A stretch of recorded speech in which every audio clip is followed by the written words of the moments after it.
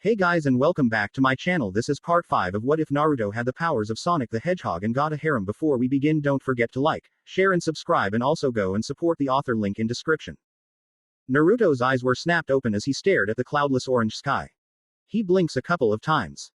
Huh, what's this? Naruto asked himself as he sat up. He looks around, seeing he was lying down on grass with a tree nearby. His eyes widen in realization. Wait, I know this place. Hey, Blaze, a young boy's voice said, making Naruto widen his eyes. He recognized that voice. The ultimate ninja instantly turned around and saw a younger version of himself holding Blaze's hand as they stared at the sunset. Do you promise to stay my friend forever? Young Naruto asked sincerely, much to the younger Blaze's surprise. Before she smiled and nodded. Yes, no matter what happens, I promise to always be your friend, Naruto. She replied, earning a happy grin from young Naruto. Then in that case, I promise to always protect you. He exclaimed as Blaze's eyes widened. If you're ever in any kind of trouble and need help, I'll always be there for you. Believe it. Blaze's eyes continued to stare at young Naruto before a soft smile and blush appeared on her. She nodded at him and turns back to the sunset along with young Naruto. She slowly leaned on his shoulders, making a blush appear on his face. The two of them soon vanished. Naruto smiled softly and sadly at the memory. This hill will always be special to him. Naruto's eyes widened as he heard a girl's voice and she sounded very familiar. Naruto. Blaze. Naruto asked as he looked around. Blaze, where are you? Naruto. The location changed around him as it was now a grassy field. He continues to look around before he stops for a moment. He slowly looks behind him and saw young Blaze's back towards him. Blaze. Naruto slowly walks up to her but soon noticed that the clouds had darkened to more gray color and the wind was blowing. He turns back to Blaze. Blaze. Young Blaze slowly turns to Naruto and she had a dead look on her face. Naruto, she said in an evenly dead tone. She raised her hand up to him. Why didn't you protect me? Naruto's eyes widened from that question. He blinks and saw she vanished, making him look around for her. You were supposed to protect me, Naruto. Naruto instantly turns around and saw Blaze behind him, her head down. He slowly walks up to her. Blaze. You said you would protect me. But you didn't. You lied to me. Blaze told him, making him stop mid-step as he looked at her with widened eyes, seeing tears in her eyes. Blaze, Naruto tried to say something but he couldn't cause she vanished. He looks around for her. So why? Naruto turns around to see Blaze behind him, her head down. Why did you let me go? Didn't you want to be my friend? Was that a lie? No, it wasn't a lie. I meant every word I said to you back then. Naruto exclaimed as his eyes began to water. You're my best friend. Someone very important to me. And I would do just about anything I can do to find you. Then why didn't you find me yet? Blaze asked, making Naruto's eyes widen. While I was gone, you made so many friends, did you not? You formed many bonds with others, did you not? You ended up forgetting about me. No, you didn't forget me, you abandoned me. No, I would never abandon you. Naruto cried out. Then why didn't you keep your promise? Blaze shouted as she looks up at him with eyes similar to the villagers and shinobi from back then, making Naruto step back. He was always scared that one day Blaze would look at him with eyes like everyone in the village. Blaze, Naruto softly whispered, tears falling from his eyes. Please, I'm sorry. It's too late for sorry, Naruto. Blaze finished softly in a slight demonic voice that made Naruto gasp in shock as he saw her eyes turn purple while her sclera was black. The ultimate ninja's eyes widened as he saw a black-purple mist suddenly appear behind Blaze. The mist pushed Blaze forward into Naruto. Blaze. He held his arms to her but she vanished, making him look down. No, Blaze. The mist soon surrounded Naruto as he looked around in shock and confusion. Just what the hell was going on? He was now in an empty black space. The mist around Naruto soon gathered up in front of him and he tensed as he saw glowing eyes appear. He shook in fear as the mist began to take shape of a gigantic monster, making Naruto back away fearfully as the monster got bigger and bigger. The monster's eyes glowed brighter as it gave out a roar and charged at Naruto, making his eyes widen, as it slammed into him and entered his body. Ah! Naruto screams out in pain before it slowly died down as he was now covered in the dark energy. Bump. Ba bump. Ba bump. Ba bump. Glowing green eyes suddenly snapped open in the dark space. Naruto's eyes were snapped open, showing his shrunk pupils as electricity came out of the seal on his stomach. In his ears, he could hear his heart began to beat louder as his chest moved up and down. However, nobody wasn't even paying to him. They were focused on Sasuke as the purple sinister chakra still circled around him. Everyone, Except for Neji, around felt shivers run up their spines as they just looked at Sasuke with fearful expressions. They can clearly see the black markings that were on his left arm all the way up to the left side of his face.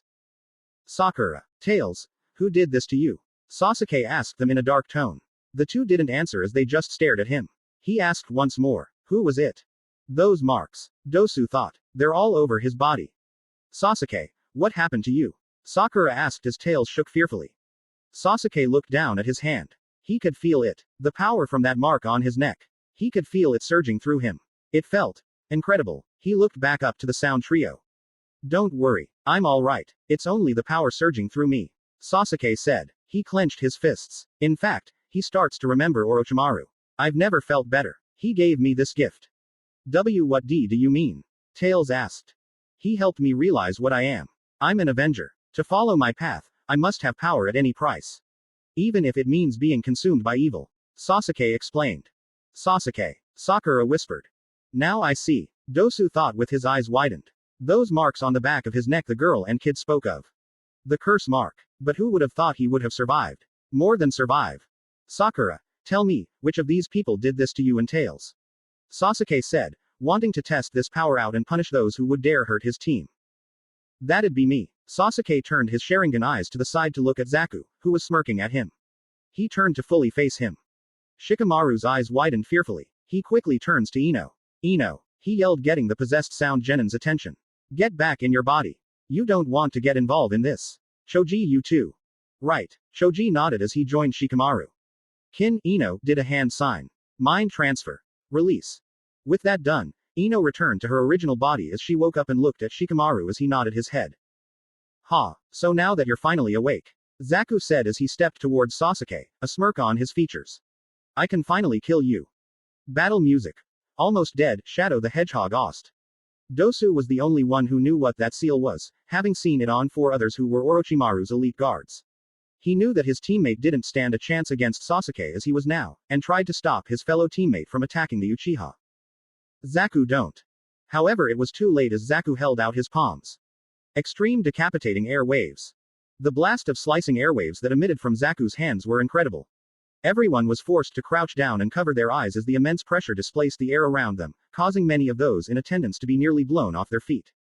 When the jutsu finally ended, the many groups that had converged saw that the land in front of Zaku had been turned into a large trench several feet wide and nearly a foot deep. It stretched out for all the way to the tree that Sasuke and Naruto had been lying under, which looked like a giant had taken a bite out of it. Ha. Ha. Zaku was breathing heavily as he stood there, his feet spread shoulder-width apart, slightly crouched, with his hands held out in front of him. However, despite his obvious state of exhaustion, he had a proud smirk on his face. Hey, look at that. Zaku said with a huff, his tone somehow managing to retain its arrogance despite his exhausted state. Blew that little shit to pieces. Blew who away? Zaku's eyes widened as he heard the voice behind him. He tried to turn around, but wasn't given the chance to do much of anything as he was pounded in the back of the head by a fist. Hard. With a shout of pain and surprise, Zaku was sent flying. He soared through the air, right until his body hit the ground with a loud smack that rang across the clearing. His brutal tumble ended and Zaku managed to just push himself up onto his hands and knees. As he did so, his wide eyes strayed over to Sasuke, who was standing in the same spot he had hit Zaku from, Sakura and Tails standing just a few feet behind him. Such speed. Dosu cried out in surprise. He managed to get his team out of harm's way in the blink of an eye. Everyone else seemed just as surprised as Dosu was. Well, Zaku was still quivering in shock and more than a little fear, but the members of Squad 10 and Team Guy were staring at Sasuke in shock and fear. Even Neji had a surprised look in his eyes. Sasuke smirked in excitement. This was so powerful, so incredible. His hands came up and soon ran through a quick gauntlet of seals, ending on the Tiger Seal, the seal for all fire jutsu. Fire style. Phoenix Flower Jutsu. Sasuke sucked in a deep breath, then released it in quick bursts. Several flames erupted from his mouth and took the shape of fireballs. The volley of fiery destruction sped towards Zaku, who had finally managed to get back to his feet and regained his bravado, even if most of it was faked. I'm not gonna let you get the best of me. The sound Genin stuck his hands out and released a powerful burst of airwaves that smacked against the fireballs, putting the flames out. Only to find that Sasuke had hidden shuriken inside of the flames. Zaku had no time to do anything other than get his arms up to cover his face as the shuriken came at him. He screamed in pain as they struck, slicing up his arms and legs. A few managed to embed themselves in his body, causing further damage. Zaku! Dosu shouted. Get down. Huh. Before Zaku could do much of anything, Sasuke was already there, sliding across the ground as if he were on ice. The Uchiha heir was quick to move behind Zaku, grabbing both of the older boy's wrists, then raising his left leg. Gah! His foot stomped on Zaku's back, forcing the boy onto his knees, his arms held in a painful position behind his back. His eyes widened further, and more pain erupted from his arms as Sasuke pulled on them. While the sound ninja could not see it, everyone else noticed the sick and twisted grin on Sasuke's face. Clearly, he was enjoying himself. Sakura. Tails hugged Sakura as they saw the look Sasuke had on his face. I'm scared, Sakura. Sakura didn't say nothing, but she did hug Tails back. You seem to be very proud of these arms of yours, Sasuke said, grinning as he toyed with the boy. He couldn't see it, but just knowing that Zaku's eyes were wide in a mixture of shock, pain and fear made him grin darkly. You must be very attached to them. Zaku just barely managed to turn his head when he felt the foot on his back began to put more pressure on him. His eyes widened in horror. What are you doing? No. Stop. Crack. Music ends. The sound of Zaku's arms breaking like a couple of twigs rang throughout the forest. Everyone there watched in horror as the sound ninja's arms were bent in a way that defied human anatomy. The arms were now mangled and twisted in such a way that it would be a miracle to get them fixed without a medical ninja, or some very painful manual repositioning. Zaku, his senses overloaded with pain and his mind unable to fully comprehend what was happening, ended up passing out. His eyes rolled into the back of his head, and as Sasuke let go of his arms, he fell down to the ground with a dull thud. With the one arrogant enough to actually challenge him now beaten, Sasuke looked up at the others in the clearing. Everyone cringed at the insane gleam in his eyes. Sakura was shocked. This wasn't the Sasuke she knew. This thing was a monster. He was not the boy she knew, the boy she trained with, the boy she cared for. Sakura could see Sasuke stalking towards Dosu with a menacing gleam in his eye. Now who's next? Sasuke asked as he advanced on Dosu, who began backing away in fright. The Uchiha noticed this and grinned. Scared. That's too bad. I was hoping you would provide more entertainment than that other one, but it looks like I'm not going to get even that. Please stop, Sakura whispered, getting Tails' attention. Sakura, Tails asked. Sasuke, please stop it. Sakura pleaded this time, tears coming out of her eyes. However, before Sasuke could get to Dosu, another powerful energy came crashing down on the clearing, this one so potent that everyone, even Sasuke, was forced to their knees as they struggled to breathe. No one could pinpoint the source of this power, mainly because no one could actually lift their heads to look. Only Neji would have been capable of seeing where the source was coming from due to his Byakugan, and he had been forced to turn it off, lest the chakra saturating the area blind him for a moment. Now what? Shikamaru asked. Who is it now? Tails weakly looked behind him and his eyes widened as he saw Naruto slowly rise up before he stood and he had black energy surrounding his being. Naruto! He yelled, causing everyone to look at him. They watched as Naruto's head was down with his eyes being shadowed by his hair. The energy around him soon turned into an aura as it blew his hair upwards. He slowly looks up and glares at everyone, showing his now feral appearance and glowing green eyes. RAAAAAAAGGGGGHHHHHHHH. Naruto's animalistic roar echoed out as the black-purple energy erupted from him and shot up to the sky like a pillar. The citizens and shinobi of the Leaf Village all felt a powerful presence from the roar they heard. They looked up to the source of it and they gasped in shock as they saw a black, dark purple pillar coming from the forest of death. They began to grow worried, scared as they whispered to themselves. The presence they felt just now was almost similar to the Nine Tails, but this one was just dark and more evil. And that's the only way to describe it. Whoa, what the hell is that? I never seen chakra with that kind of color before. I don't think that even is chakra. What does that mean? What the hell is going on and what was that roar from earlier? While they continued to talk amongst themselves, on top of a building stood Blaze. She looked at the pillar, seeing it in the middle of a forest. Deep down in her heart, she knew exactly who it was that caused that and made that roar. Naruto, she said. Something was happening to Naruto.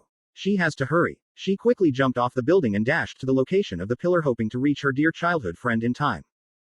The Hokage and some Jonin were looking outside at the source of the roar and its presence it gave off. They saw the energy pillar. They had never seen that kind of chakra before nor felt this presence. It was even powerful than the Nine Tails. They all grew worried about the roar, especially the Hokage, somehow knowing that it was Naruto. Lord Hokage, Kakashi spoke up. No. The third shook his head, already knowing what he was going to ask. You should know that this Chunin exam is only for genin. We, as the Hokage and Jonin, have no right to interrupt them. But, Kakashi said in a worried and concerned tone. I know, Kakashi. I know, Hiruzen said. We just have to hope and pray that whatever is out there isn't near our genin. Kakashi looked at the old Hokage before he nodded at him. He looked at the pillar and clenched his fist. What the hell is this? Kiba asked as he was on his knees. Akamaru whimpered in fear as he hid in Kiba's jacket. He and his team felt the incredible power and heard that roar. This presence in the air, it was powerful than that sand guy. Hinata coughed in her hand as she looked at Shino, seeing that he was leaning on a tree for support. She looked at the sky and saw the pillar of energy. She then began to grow worried as she thought about her crush, an uneasiness feeling inside her. Please be safe, Naruto. Conquering Storm and her team were on the ground as they tried to get up. This presence, what is it? One of her teammates asked. Storm did not answer. She looks up and her eyes widened as she saw the pillar of energy. What is going on here? And who is the cause of it? This feeling. Gaara spoke as he stood up. He looks to Kankuro and Tamari seeing them struggle to stand up as the pressure was too much for them. He looks up at the pillar in the sky with narrowed eyes. Who is it? Who is that giving off this strange feeling? And, why was he shaking? As Naruto stopped his roar, the energy around him began to slowly disappear, allowing everyone to see him. But as they did, they all had shocked, disbelief and fearful expressions. Naruto. Tails whispered. Naruto's entire skin turned into a lighter shade of blue. His hair got longer, reaching to his waist, but it changed color. It was now dark blue with the streaks in his hair and the tips turned gray. The whiskers on his cheeks changed into purple markings. He had gotten bigger, causing his jacket and shirt to get ripped to shreds, showing everyone his more defined muscle mass. His gloves were also ripped to shreds and the inhibitor rings that he always wore had mysteriously vanished. He had fur on his wrists and his hands had sharp claws. His teeth now had sharp fangs. His shoes also got destroyed in the process, possibly due to the energy he unleashed earlier. His forehead protector blew off after he unleashed his energy and it landed in front of Tails. Everyone was beyond shock at the sight before them. They couldn't believe that one of their classmates had transformed into this thing. Sasuke was bad enough since he now has that strange power, but now Naruto. Just what the hell happened to them? Naruto, is that you? Sakura asked nervously, not sure if it was actually him. Sasuke didn't say anything. He just stared at his teammate with a look of shock and disbelief. Just what the hell happened to Naruto? What did he do to him? Arrrrrrrrghhhhhhhh. Naruto roared again, causing everyone to cover their ears. Much to their shock, he appeared in front of Dosu in a second. So fast. Dosu thought in shock. He's even faster than Sasuke and the fox brat. Naruto grabbed the sound Genin's face, turning around while roaring. Everyone thought he was going to throw him, but much to their shock, his arm just stretched out just like that and he was still holding onto Dosu. They flinched as Naruto slammed him into a tree, causing it to snap in half, but he didn't let go. He pulled Dosu towards him as his eyes widened in fear, seeing him rear his fist back. Raaaaaaahhhhh. Naruto roared as he punched Dosu's face and sent him flying into another tree. He roared once more. What the hell? First Sasuke and now Naruto. Shikamaru exclaimed. I wanna go home now. Choji said in fear as he was shaking uncontrollably. What is this? Neji asked as he activated his Byakugan. And to his disbelief, this transformation wasn't because of his chakra. He's not even using it. This was something else. There was dark energy inside his being. Naruto roared once more as he looked around at everyone, but then his eyes landed on Kin as she looked at him in shock. He roared again as he charged at her on all fours and jumped in the air. He pulled his fist back as it began to glow purple. He then sent his arm to her as it stretched towards her. She attempted to block it but couldn't as it slammed into her, sending her to a tree as she gasped out blood.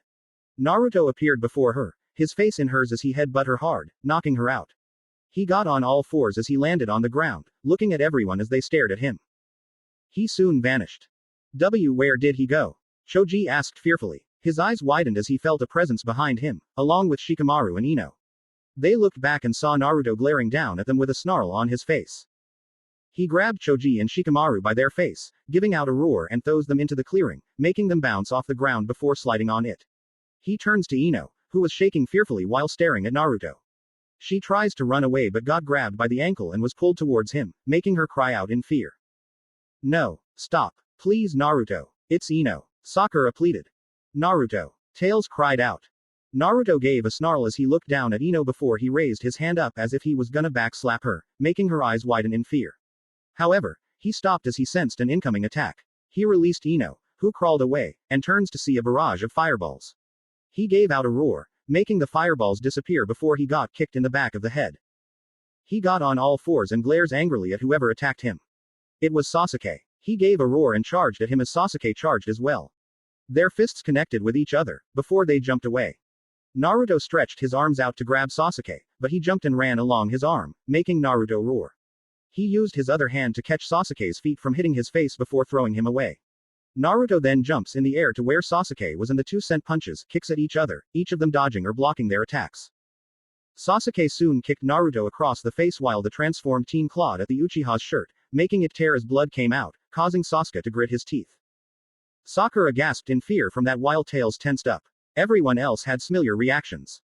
This is insane. Shikamaru remarked as he watched the fight, seeing Naruto punching Sasuke in the stomach before he kicked him away. It's like both monsters trying to kill each other. Choji and Ino were still shaking as their eyes was filled with fear. Sakura just wanted this to end. It was over. The Sound Trio have been defeated. So why were her teammates fighting each other like this? She released Tails as she stood up and walked towards, ignoring everyone's yell of telling her to stand back. Stop it. Stop it right now. Please, I'm begging you. Stop fighting. Memories of her time with them started to appear in her head while tears began falling from her eyes. We're all a team, aren't we? Naruto gave out a roar while Sasuke grinned darkly at him. The two then charged at each other once more, this time with the intent to finish each other off.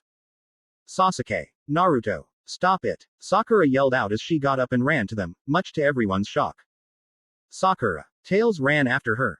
Just as Naruto and Sasuke were about to clash, a pillar made of fire erupted between them, knocking them both back and making Sakura stop running while Tails skidded before he hit Sakura's legs, making him fall back. He sat up and stared at the pillar of flames in awe. Whoa. What the? Neji asked in shock. What is that? Tenten asked with wide eyes. Where did it come from? Unbelievable. A sigh was heard from within the flames. We haven't seen each other for years and this is how I find you.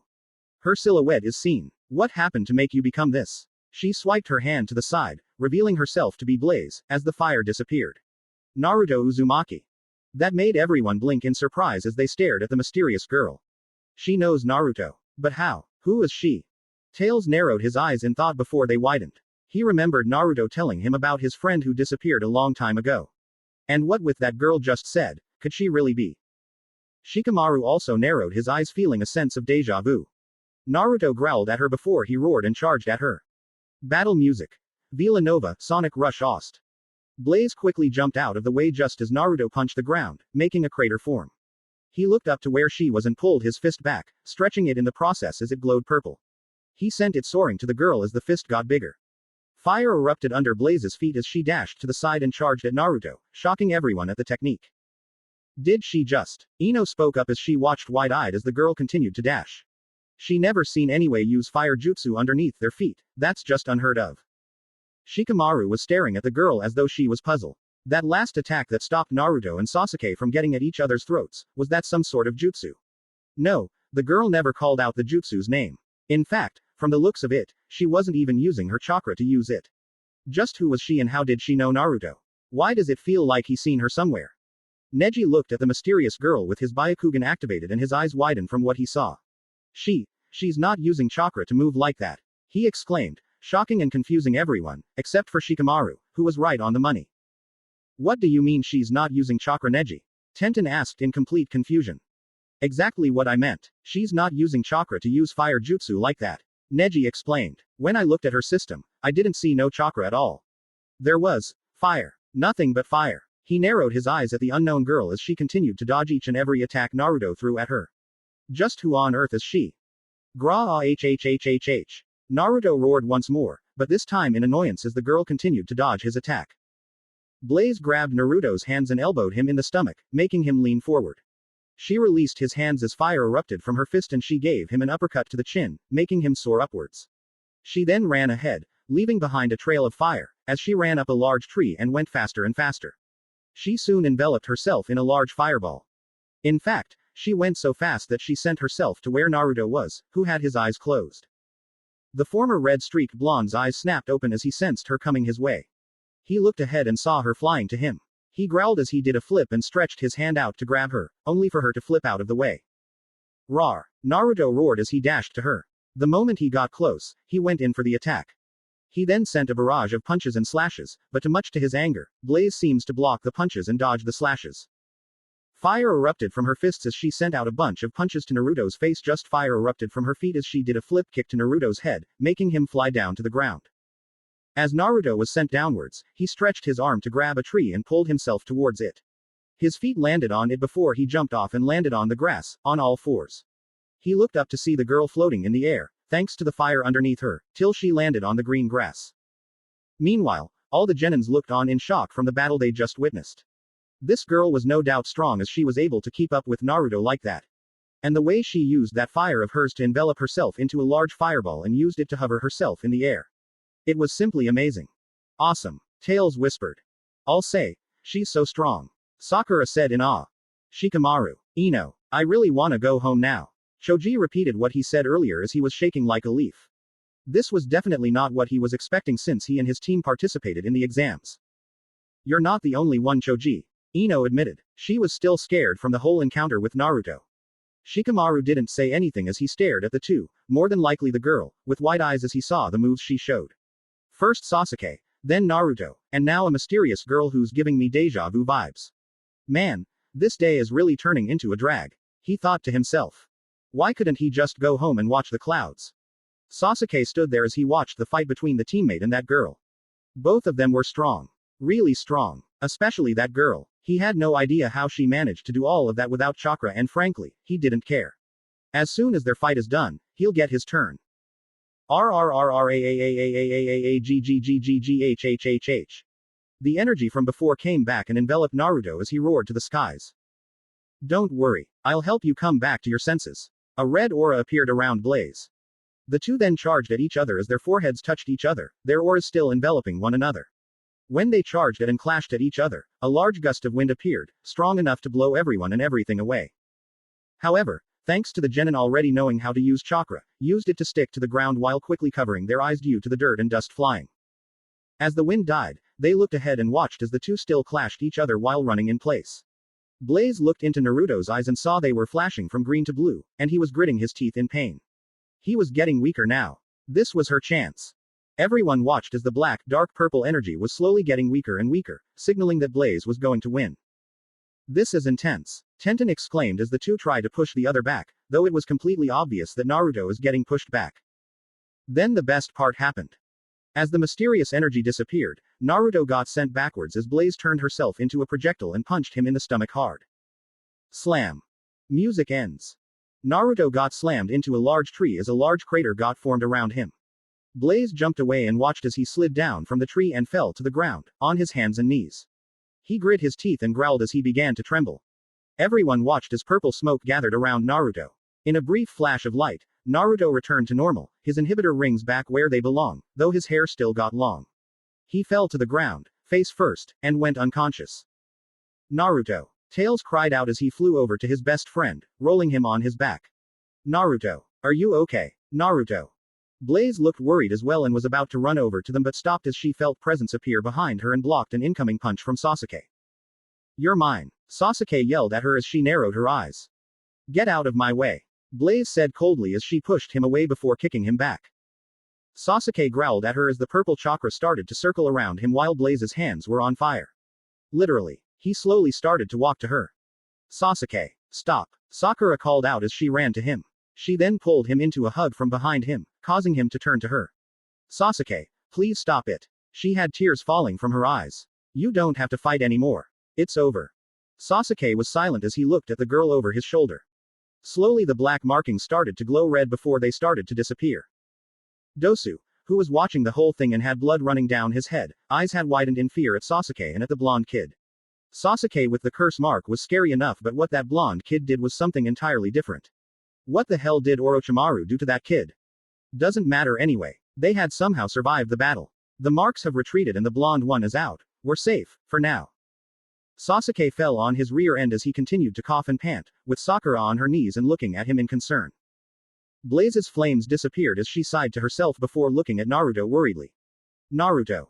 You and your teammate are strong, Sasuke. Dosu said, getting everyone's attention. He reached into his sleeve and pulled out a scroll. Too strong. we cannot hope to defeat you as you are now. He sat the scroll down. I'll strike you a deal. We'll give you the scroll if you let us go. Sakura, Tails, and Sasuke gasped from the deal, before they looked down at the scroll. Dosu walked over to where Zaku was and put him over his shoulder. He looked over to where Kin was at and picked her up under his arm. It would seem we underestimated you and the other one. But at least we found out what we needed to know. For the moment we're even. But if it should ever happen that we meet again in battle, I promise you, we won't run and we won't hide. With those words said, he turned and walked away. Hey wait, Sakura called out, causing Dosu to turn to her. Who is this Orochimaru? What has he done to Sasuke? And why Sasuke? I don't know. Dosu admitted. All I know is that we were told to target Sasuke and we did. He then walked off. Ino, you look after that guy while we check Naruto. Shikamaru ordered as Ino ran to where Lee was while he and Choji ran to Naruto. Blaze watched as Dosu disappeared, before she turned and walked over to where Naruto was at. Tails, Shikamaru, and Choji looked at her curiously. She ignored them and got on her knees in front of Naruto. She moved some hair out of his face, noting that he definitely got handsome. She had a small smile on her face as she heard him snoring.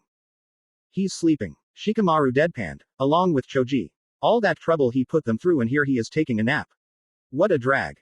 Tails had a sheepish look on his face as he laughed. That's Naruto for ya. Blaze shook her head in slight exasperation though she still kept her amused smile.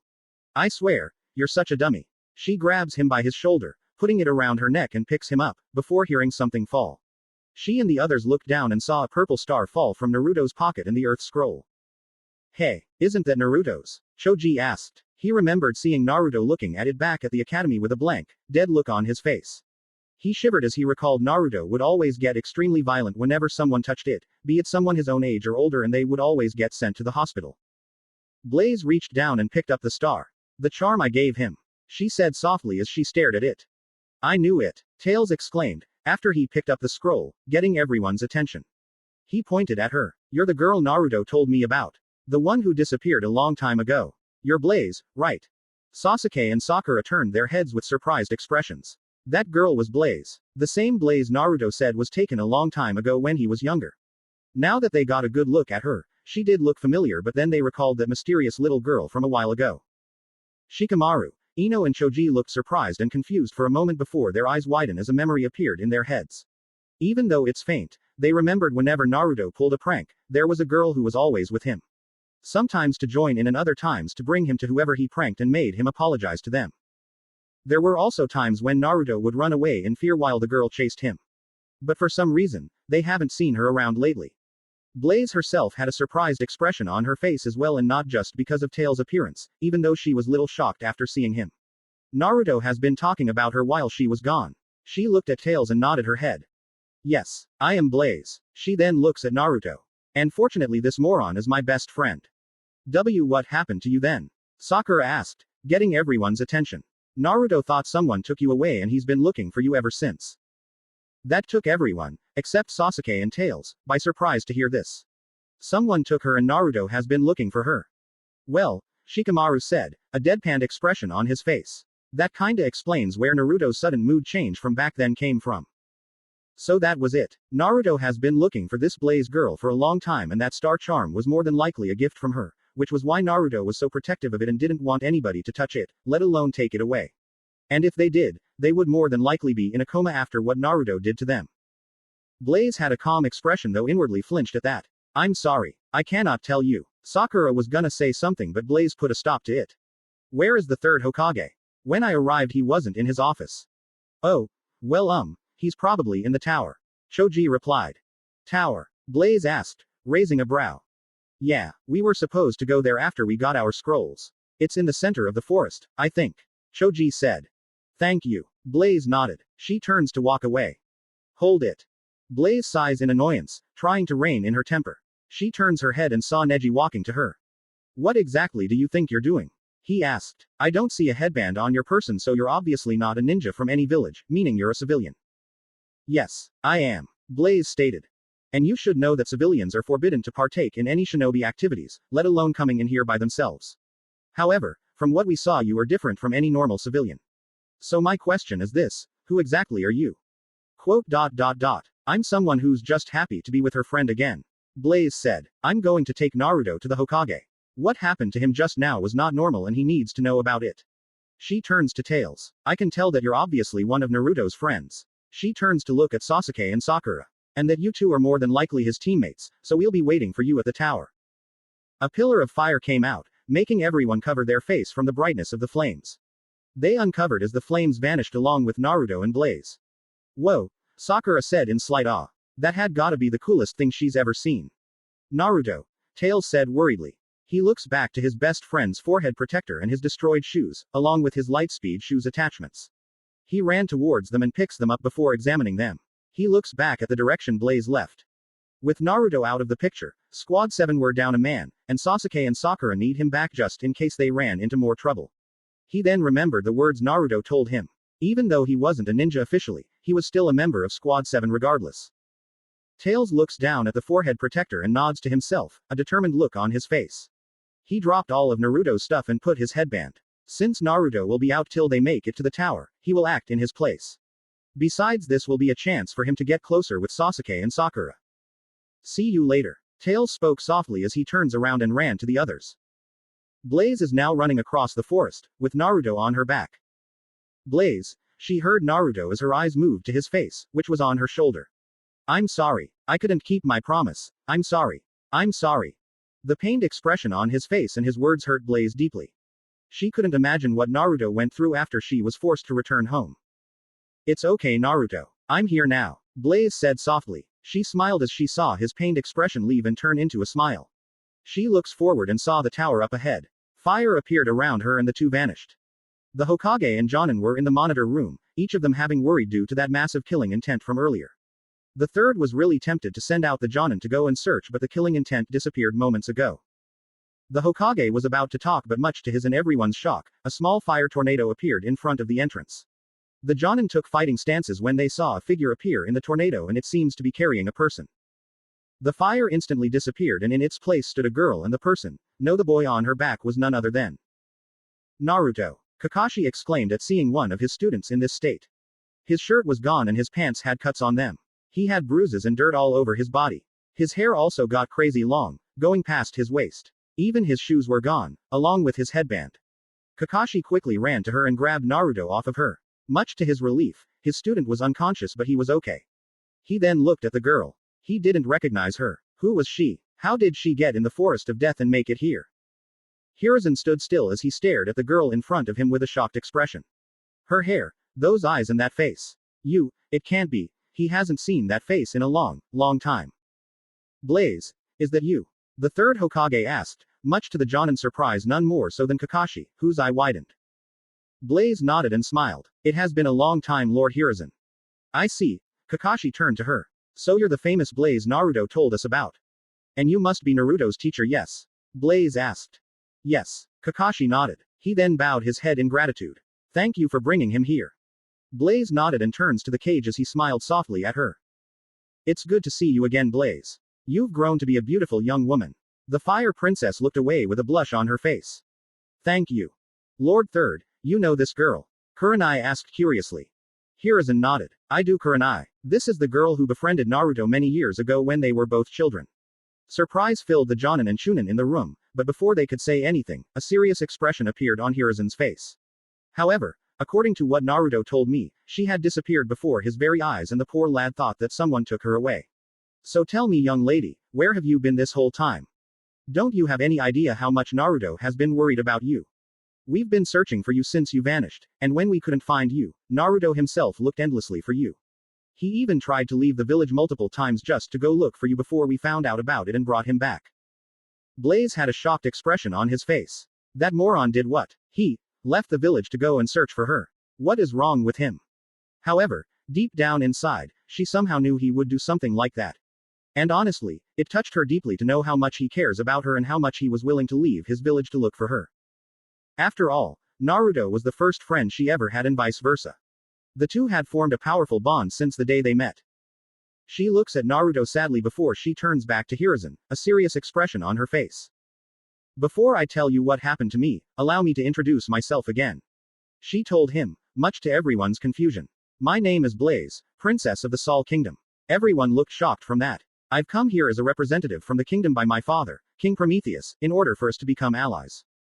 Hiruzen continued to stare at her with a dumbfounded expression, which was matched by some of the other Jonin and Chunin as well. They couldn't believe that the girl in front of them is a princess of all things.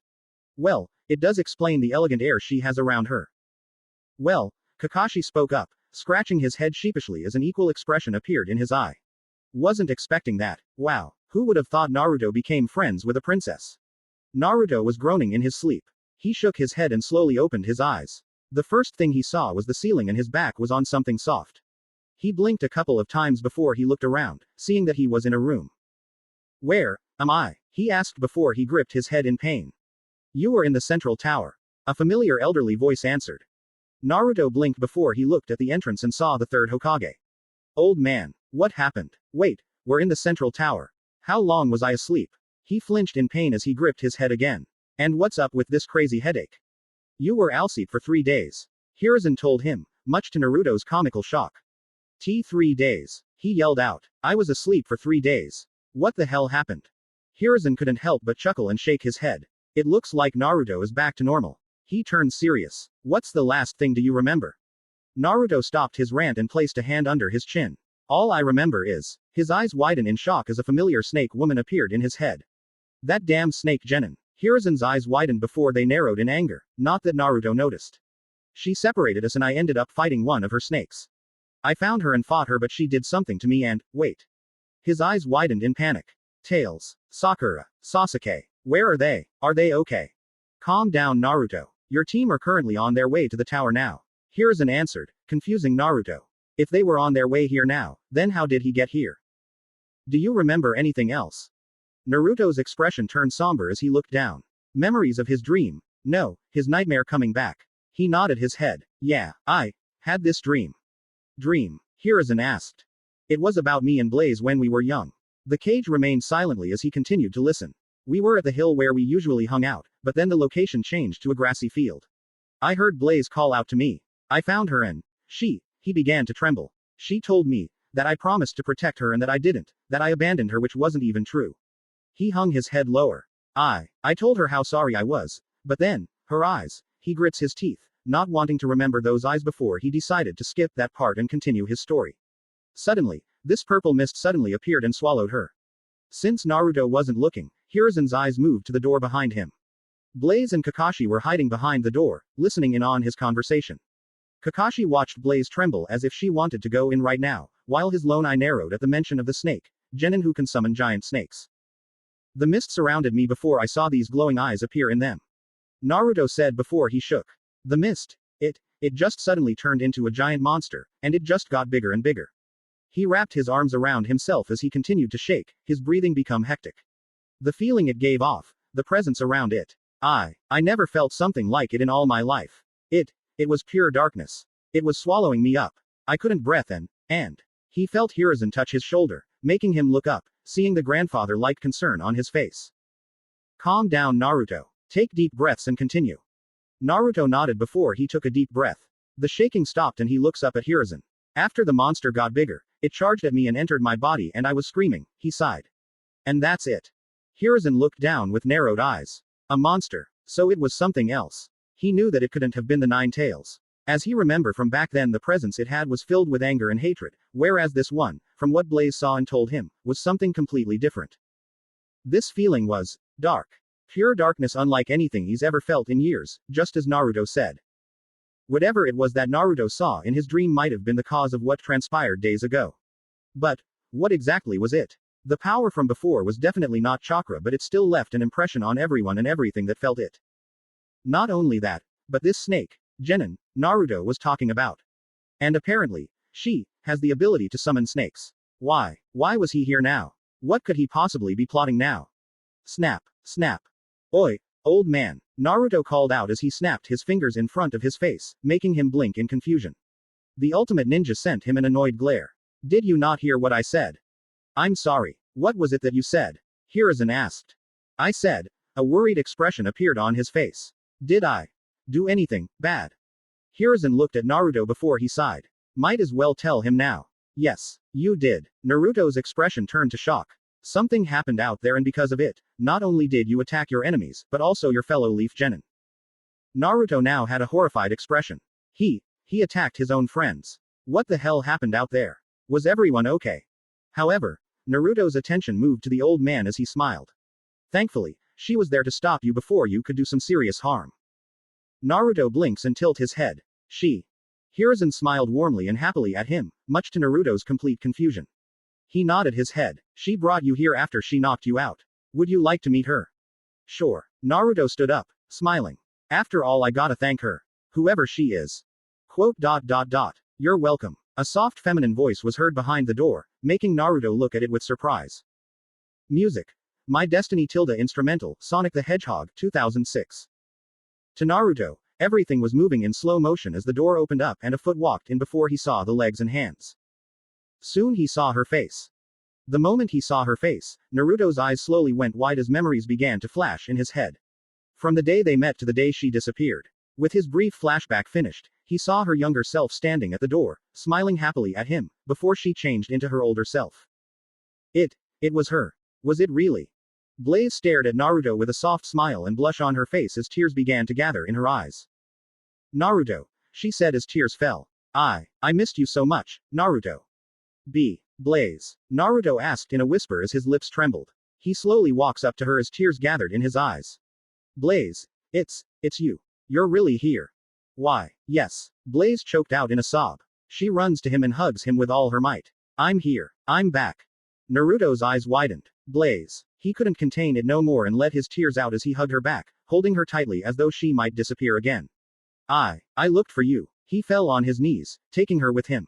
After you vanished, I looked everywhere I could for you. I was so scared. I was scared that you might have been hurt or worse and that I wasn't there to save you. He choked. I was scared that I might never see you again.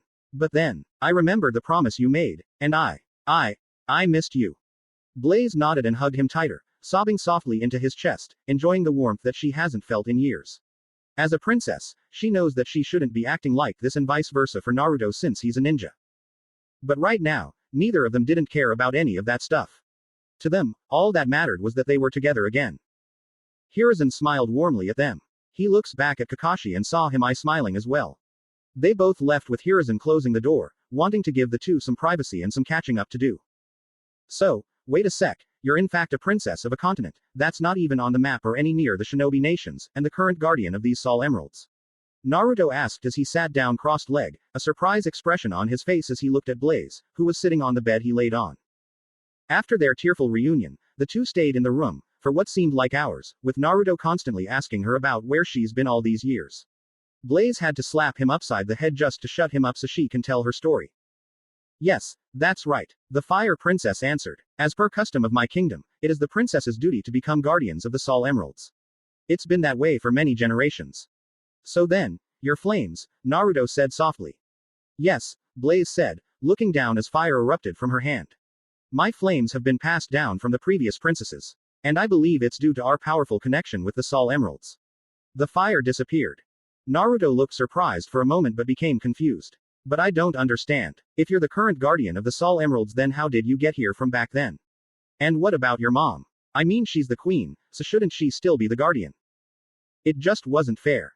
He couldn't believe such a custom exists in Blaze's kingdom, especially since the previous princesses have the same power as well, and because of their connections with the Sol Emeralds, they were basically forced to become the Emerald's guardians. Plus, Blaze's mother is, or was the guardian during her time as a princess, so shouldn't that mean that she's still the guardian of the Sol Emeralds? Naruto just had to know. Blaze looked down. Back then, before we met, I was attacked by a monster. Naruto's eyes widened in horror. One day, my mother and I were outside the kingdom having a picnic when it happened. I've always been cooped up in the castle, guarding the Sol Emeralds since the moment I could walk, so mother decided the two of us should go out and have a mother and daughter time. All of a sudden, this monster just came out of nowhere and attacked us. Naruto listened intently as he narrowed his eyes. She's never left her castle.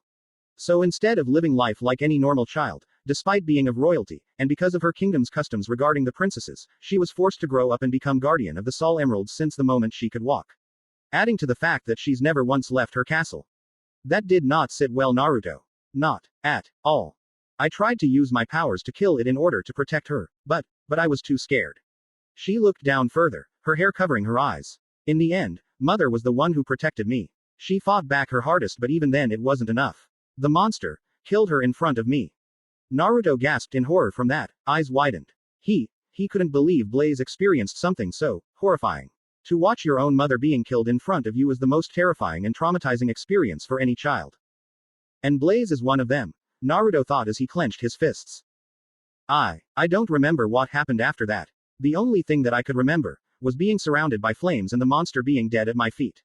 Blaze continued as tears gathered in her eyes, her fists clenched tightly. I woke up the next day and that's when father told me, my mother died. Naruto continued to listen, though this time his face was shadowed by his hair.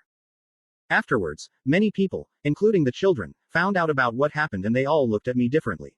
I could hear the grown-ups whispering about me and the children would often run away from me.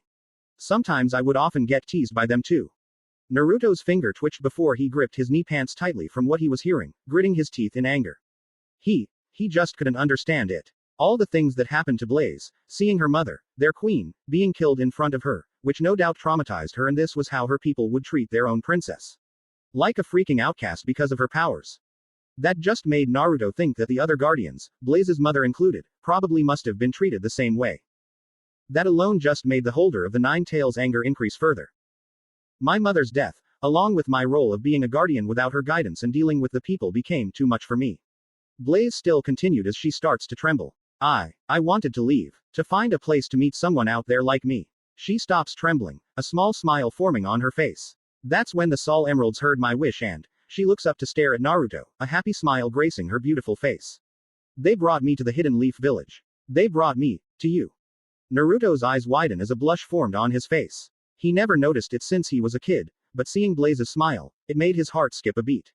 When he was young he always thought that she had a cute smile, and absolutely loved to see it. But now, seeing her smile once again, just makes Blaze look beautiful. Naruto shook his head comically, making Blaze look at him in confusion. What am I thinking? Think about something else. Think about something else. He recalled about Blaze saying the Sol Emeralds brought her to the Leaf Village. Though he had to be honest, those Sol Emeralds kinda sound like the Chaos Emeralds. There are 7 of them and they share the concept of transforming thoughts into power. And a lot of people have been wanting the Sol Emeralds for those reasons. However, no one in the shinobi world, except for Egghead, has heard of the Chaos Emerald and don't know they exist. Well, except for the Hokage and some Hidden Leaf shinobi. Plus they listened to Blaze's feelings and brought the two of them together. Almost as if they were. An atomic blush erupted from Naruto as smoke rose from his head. Waahhhh. He suddenly turned into a spin ball and bounced all around the room before he fell down. Blaze slowly blinked at that strange behavior. She raised an eyebrow, staring at Naruto like he was an idiot, which is the truth after knowing him for so long. What are you doing? Nothing, Naruto exclaimed, shaking his head. He needed to change the subject. Now, so, what happened after that? I mean after you returned to home. Blaze stared at Naruto, making him break out in cold sweat, before she sighed. The moment I came back, I wished for the Sol Emeralds to take me back, but they wouldn't let me. It was then I realized that the Sol Emeralds needed me, which is why they called me back. The Sol Emeralds brought you back? Naruto asked in surprise. Blaze nodded and looked down. Back then, I was sensing them trying to bring me back for a while and I've been fighting it. It would seem I reached my limit and was brought home. So that's what you meant back then, Naruto muttered to himself. All this time he thought somebody kidnapped her, but instead it was those Sol Emeralds that brought her back home. Now he just felt silly about the whole thing. After that, father and the servants were asking me lots of questions, wondering where I was at the whole time. So, I explained everything to them. Blaze continued to tell her story. Of course, they were shocked to learn that I was in a shinobi village and they became worried, especially father, but thankfully they were listening to me. As the years passed by, my father was growing older and older before he decided to send me here to the Leaf as a representative so we can be allies. I see. Naruto smiled softly. And here you are, right in front of me. Blaze returned the smile as well. Yes. The two sat in silence as they stared at one another, both of them getting lost as they stared into each other's eyes. Hold on a sec. Naruto blinked. What about the Sol Emeralds? Blaze smiled. My father decided to bend the rules and is currently acting as a pseudo-guardian. Awesome. Naruto smirked. Sounds like he and Blaze's old man are gonna get along just fine. They heard knocking from the door, snapping them out of it as they turned towards it, seeing it was Kakashi. Yo. Kakashi? Naruto asked in surprise. He honestly didn't expect his sensei being here. But then again he saw the old man earlier. You've been here the whole time.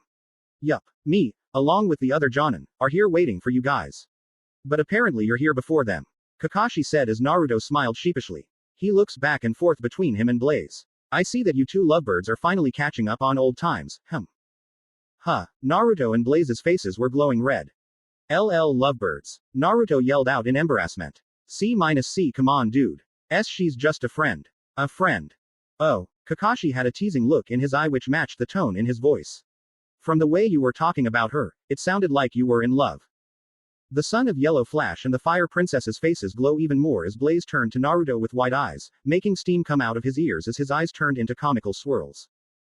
I didn't. I wasn't. I mean no. You. Gah. Naruto screamed out as he stood up and glared at his sensei with a comical large vein on his head.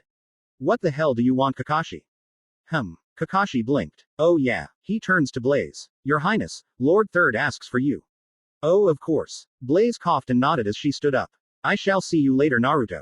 Her face soon returned to normal. She turns to Kakashi seriously as she walks up to him. Also, don't call me Highness or Majesty. Just Blaze will do. She soon left, leaving them alone. Kakashi blinked, surprised at that. Looks like someone didn't want to be called that, which is a first, seeing how people of royalty would like to be treated as such. Guess some don't want to be treated like that and wants to be treated like normal people. Oh, and Naruto, Kakashi turns to his student. Seeing how you're the only one here, you'll have to wait for the others to come. And seeing that you're alone, tells me that Tails is with Sasuke and Sakura in your place, so I guess it's okay. Yeah, but don't worry. Naruto smirked confidently. Tails is the smartest kid I know. He'll definitely help Sasuke and Sakura out if they're in a pickle. I know that all three will get here with both scrolls and we'll pass these exams. I believe in them. Kakashi had a surprise expression on his face before he smiled at Naruto. His young student is putting a lot of faith into his friend's teammates. These kids are finally growing up. Right. You better hurry up and get changed into something else. You don't want everyone to see you like that, do you? Naruto blinked and looked down at his attire before he groaned in annoyance at how lost nearly everything, except for his pants, thankfully. Aw man. Those were my favorite clothes and shoes. Now what am I gonna wear? Well, after you were unconscious, Lord Third went to the store and got you something. Kakashi told him, making Naruto blink at him. He pointed at the bag of clothes in front of the bed. It's right there. Naruto turns to it and nodded his head in gratitude. Sweet. Thank the pervy old man for me. He walks to the bag and opens it up as his eyes sparkled. Oh, nice. Kakashi sighed and shook his head before leaving Naruto to himself. Seriously, there are times when he treats the Hokage with respect and other times not. It's almost as if he inherited both his parents' personality. Naruto was getting ready to put his clothes on before he saw the mirror.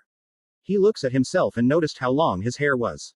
Damn. Gotta get a haircut. He was gonna get to his clothes before he noticed something in the mirror.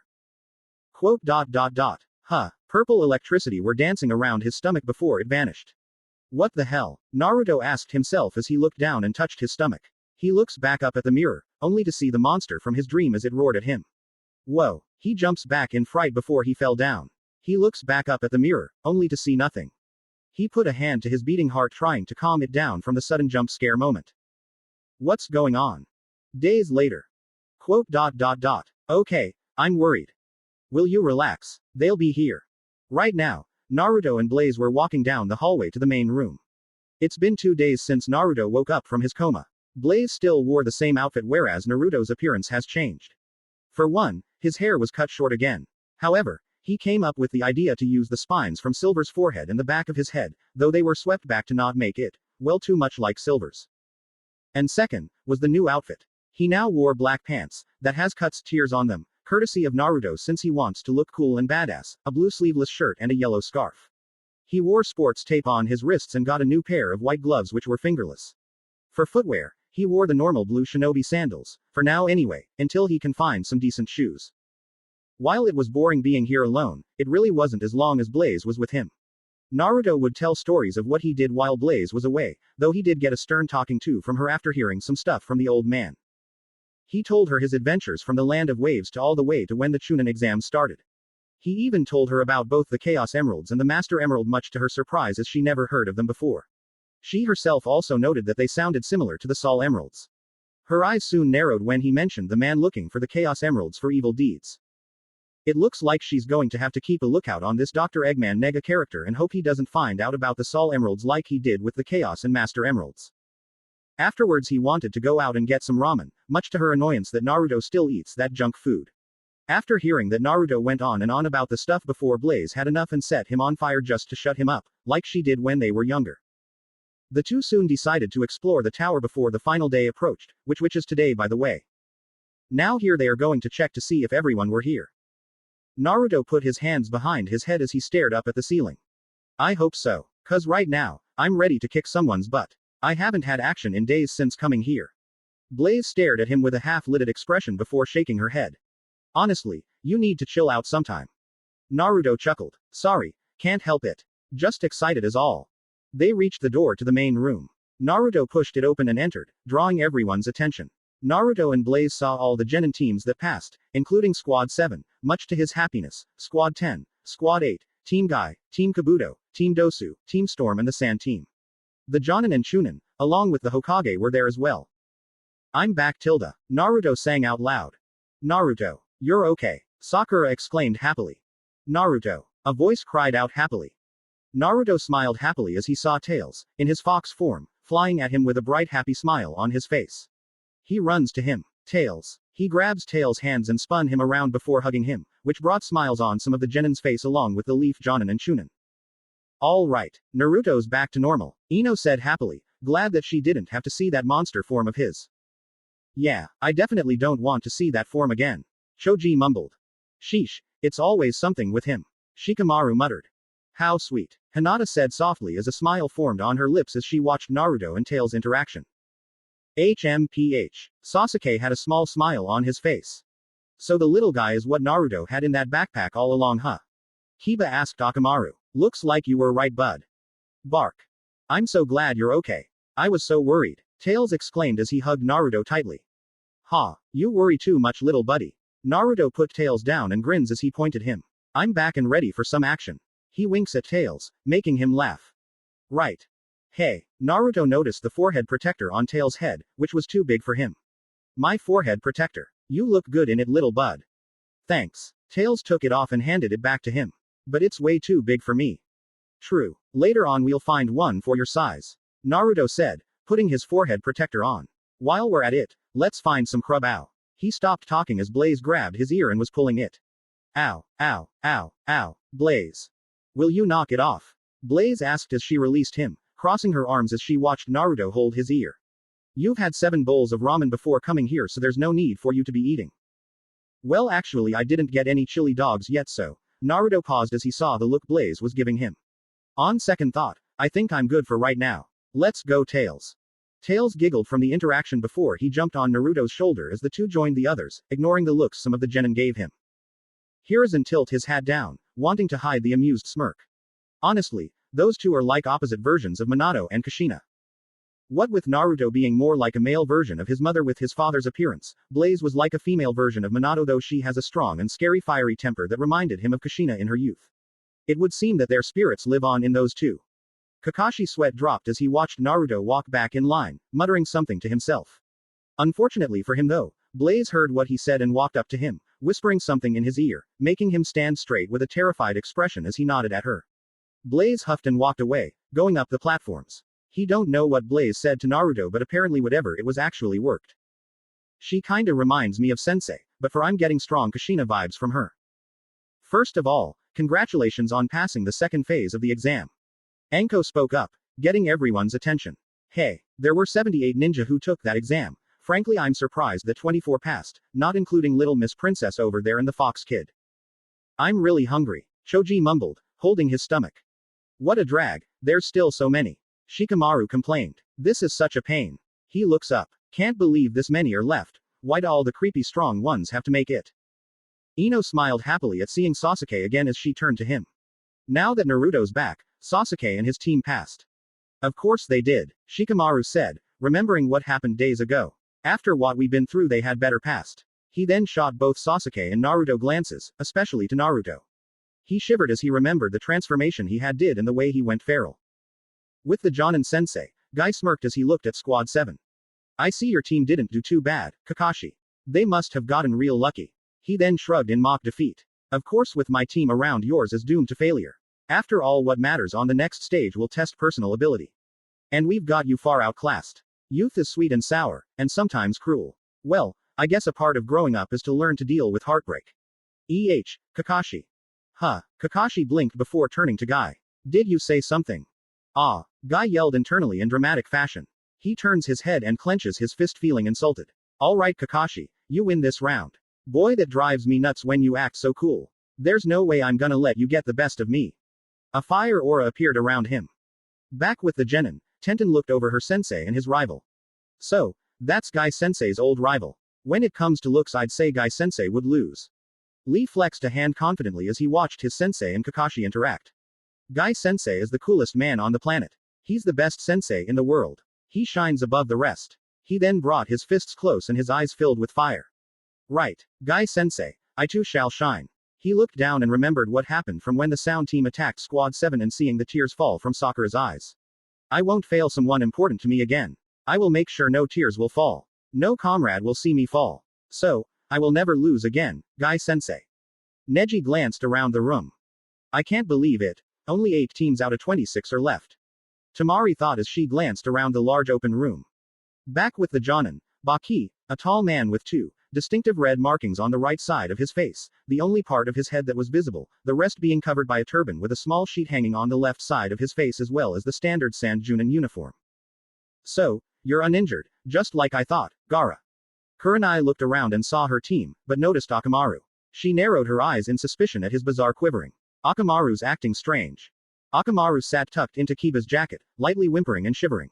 Kiba reached up and rubbed his head softly before glancing back at the Sand team. That Sand guy, he snarled in frustration. Hinata looked up at her crush and blushed a little, finally noticing his new look. It was good that he and his team passed. She grew worried when she saw he wasn't there for a moment. But she did wonder who that mysterious girl was that was with Naruto. Speaking of, she turns to look at the girl. She didn't know why, but this girl looks so familiar to her. Judging from her interaction with Naruto, the two acted as if they've been friends for a long time. Like I said, Storm thought to herself, the strong wins and the weak perish. Naruto turns to look with Tails riding on his shoulder. He whistled in amazement. Wow, looks like everybody passed and made it out of that forest alive. He flinched though when he saw Zaku's broken arms. He definitely doesn't want to know what happened to him to get like that. Sasuke, are you okay? Naruto turns back to see Sasuke grip his neck and hiss in pain. Dude, what's with you? Nothing, Sasuke said. Sasuke, please, we have to tell someone about this. Sakura pleaded. No, Sasuke said firmly. I told you, I'm an Avenger. Becoming a Chunin doesn't matter to me. But the question I want to answer, am I strong enough? By fighting those that are stronger than me. And they're all here. Naruto raised a brow at Tails, who only scratched his head in confusion. Oi Sasuke, I don't think you should be worrying Sakura like that. Naruto. Sasuke turns to him and smirks. You're the one I want to fight the most. Naruto blinks in surprise at that before he grins in excitement. Oh yeah, bring it then. Blaze looked down at all of the gathered genin. So, this is what the Chunin exam is like. Well, from what she heard, this was the second phase while the first phase happened a day before she arrived in the village. Pretty interesting to say the least. Alright, now pay attention. Lord Hokage is gonna explain the third exam to you. You better listen carefully, maggots. Anko announced. Everyone in the room stood at attention as the third Hokage began to walk forward. First, before I explain the third exam entails, I want to explain something about the test itself. Listen closely now, cause this is something all of you need to understand. The genin were paying close attention to the Hokage's words, some of them confused as to what he meant. I am going to tell you the true purpose of this exam. Hiruzen continued. True purpose, Naruto whispered as he and Tails looked at each other in confusion. Why do you think our country hold these exams in conjunction with our allies? Hiruzen asked, only to receive silence. Because it's to raise the ability levels of the shinobi and increase friendship between allied nations. But the true purpose of this exam, well, so to speak, they are the representation of the battles between allied nations. Some of the genin's eyes widened at the Hokage, along with Blaze, who stood silent and continued to listen. What do you mean? Tenten asked. Now, if we look back to our history, all the countries that we are allied with, were once neighboring nations that fought with each other for power. In order to avoid destroying each other, those nations picked champions to do battle on behalf of their countries. That was how the Chunin selection exams originally began. Okay, time out real sec. Naruto said, a brow raised. If that's the case, then what's the point of these exams? Wasn't it just for us to pass some tests and become Chunin? Well, actually, Hiruzen started. There is no question that part of the point of these exams is to select shinobi worthy of being Chunin. That's just not the whole story. These exams also allow a place where shinobi carry the pride of their nation on their backs. You see, watching the third exam will be leaders and influential individuals. These individuals are from many countries that make up the clients of the shinobi villages. The leaders of these countries will also be there to witness your battles. If the strength of a country is clear, then that country will receive more clients. Naruto blinks and turns to look at Blaze, who had a surprised expression on her face. She noticed Naruto staring at her, making her look at him and see his questionable expression, but she just shrugged her shoulders at him as if to say she didn't know. But it does make sense, Blaze muttered to herself. So if a country is strong, they get clients, which is good, but if they're weak, then they won't be receiving clients, making it difficult for the shinobi of those countries to get missions. However, if a country is perceived as weak, then they will lose clients. This will also signal potential enemy countries that your country has power. As such, this also sends a political message. The third finished his explanation, before taking a breath followed by a hit from his pipe. Called it. Blaze thought to herself, impressed with herself. So then why do we have to risk our lives? Tamari asked, not liking the thought of dying for someone's entertainment. The strength of a country is measured by the strength of the village. The strength of a village is measured by the strength of its shinobi. And a shinobi's true strength can only be shown by a life-risking battle. This exam is a place to showcase each village's strength as well as your own. It only has meaning because lives are at risk, and that is why those that came before you have fought in the Chunin exam. Hiruzen finished. Then why do you say things about this being for friendship? Sakura asked. I said it before in the beginning, that I didn't want you to confuse the purpose of this. By losing life and establishing balance. That is the shape of friendship in the shinobi world. The third said, before taking another hit from his pipe. Before we begin the third test, I will tell you one more thing. This is not just a test. It is a life-risking battle with your dreams and country's prestige on the line. That just made some genin tense while Tails had a nervous expression. Naruto honestly didn't care about that. Ever since he met Dr. Egghead, he's already been putting his life on the line. I don't care what it is. Just hurry up and tell us what this life-risking battle entails. Gaara demanded. Before the old cage could explain, a sickly-looking Jonin stepped up, coughing in his hands all the way. Actually, Lord Hokage, as the referee, would you please allow me, Hayate Gecko, to explain? By all means, Hiruzen said, taking a step back. Cough. Hello everyone, I'm Hayate. Before we can begin the third test, I need to inform you that we need to go through a preliminary before we can move on to the main exam. Hayate explained. Preliminary? Naruto asked. Why do we have to have a preliminary? Sakura nodded in agreement. Yeah, why can't the people who passed just continue? Honestly, because the first two exams may have been too easy this year, we just have too many people. According to the Chunin exam rules, we must hold a preliminary and reduce the number of people for the third test. As Lord Hokage indicated, there will be many guests attending and the fights may take too long and we're limited on time. Hayate explained. Naruto raised a brow as the guy continued to cough. Dude, this guy is so sick he should be in bed right now getting rest. So why the hell is he out here? Anyway, those who aren't feeling well or feel like quitting after these explanations, please come forward now. Since we will be starting the preliminary immediately. Hayate continued. Kabuto winced and then raised his hand. Yes. Kabuto smiled weakly. On that note, I'll need to withdraw. I got beat up pretty bad in the forest. There's no way I'd make it through a match, so I'll just save myself the embarrassment. Ah, Tilda. Tails moaned. But I wanna see you fight again, Kabuto. You were really awesome out there. The past few days ago, with Naruto out of commission, Squad 7 ran into Kabuto and he's helped them out, especially when that grass nin and his team came and got the jump on them. Sorry, Tails. Kabuto scratched the back of his head sheepishly, a small smile presang. That fight from before took a lot out of me. Tails pouted, making the older genin rub his head. Maybe next time, okay. Okay. I definitely missed something. Naruto thought. Okay, is there anyone else who would like to drop out? Hayate asked. Same here. A hand was raised. It was someone from Storm's team and the guy definitely looked older than them, plus he was missing an arm. I can't go on like this. Me as well. Another one of Storm's team raised his hand as well. Hayate nodded in return. Understood. In that case, you may head up to the upper level and wait. All three nodded their heads as they turned to walk away before the two genin in black walked up to Storm and bowed their heads in shame. Forgive us, Lady Storm. Storm's eyes softened for a brief moment as she eyed her team before they hardened and she turned away from them. Tisk. Go now. She ordered coldly as the two bowed their heads lower before they walked up to the platform. Would anyone else like to withdraw? After seeing no responses, Hayate nodded and continued to cough in his fist, which gained some unpleasant looks from some of the genins, even from the Hokage and most jonin. Sorry about that, now let's begin the preliminary. This preliminary consists of one-on-one fighting. You will basically be fighting as if your life is on the line in a real-life confrontation. Hayate explained. Since we now have 24 contenders, one person will receive a free pass to the next round with the winners of the other 12 matches. There are basically no rules. The fight continues until one of you is knocked out or admits your defeat.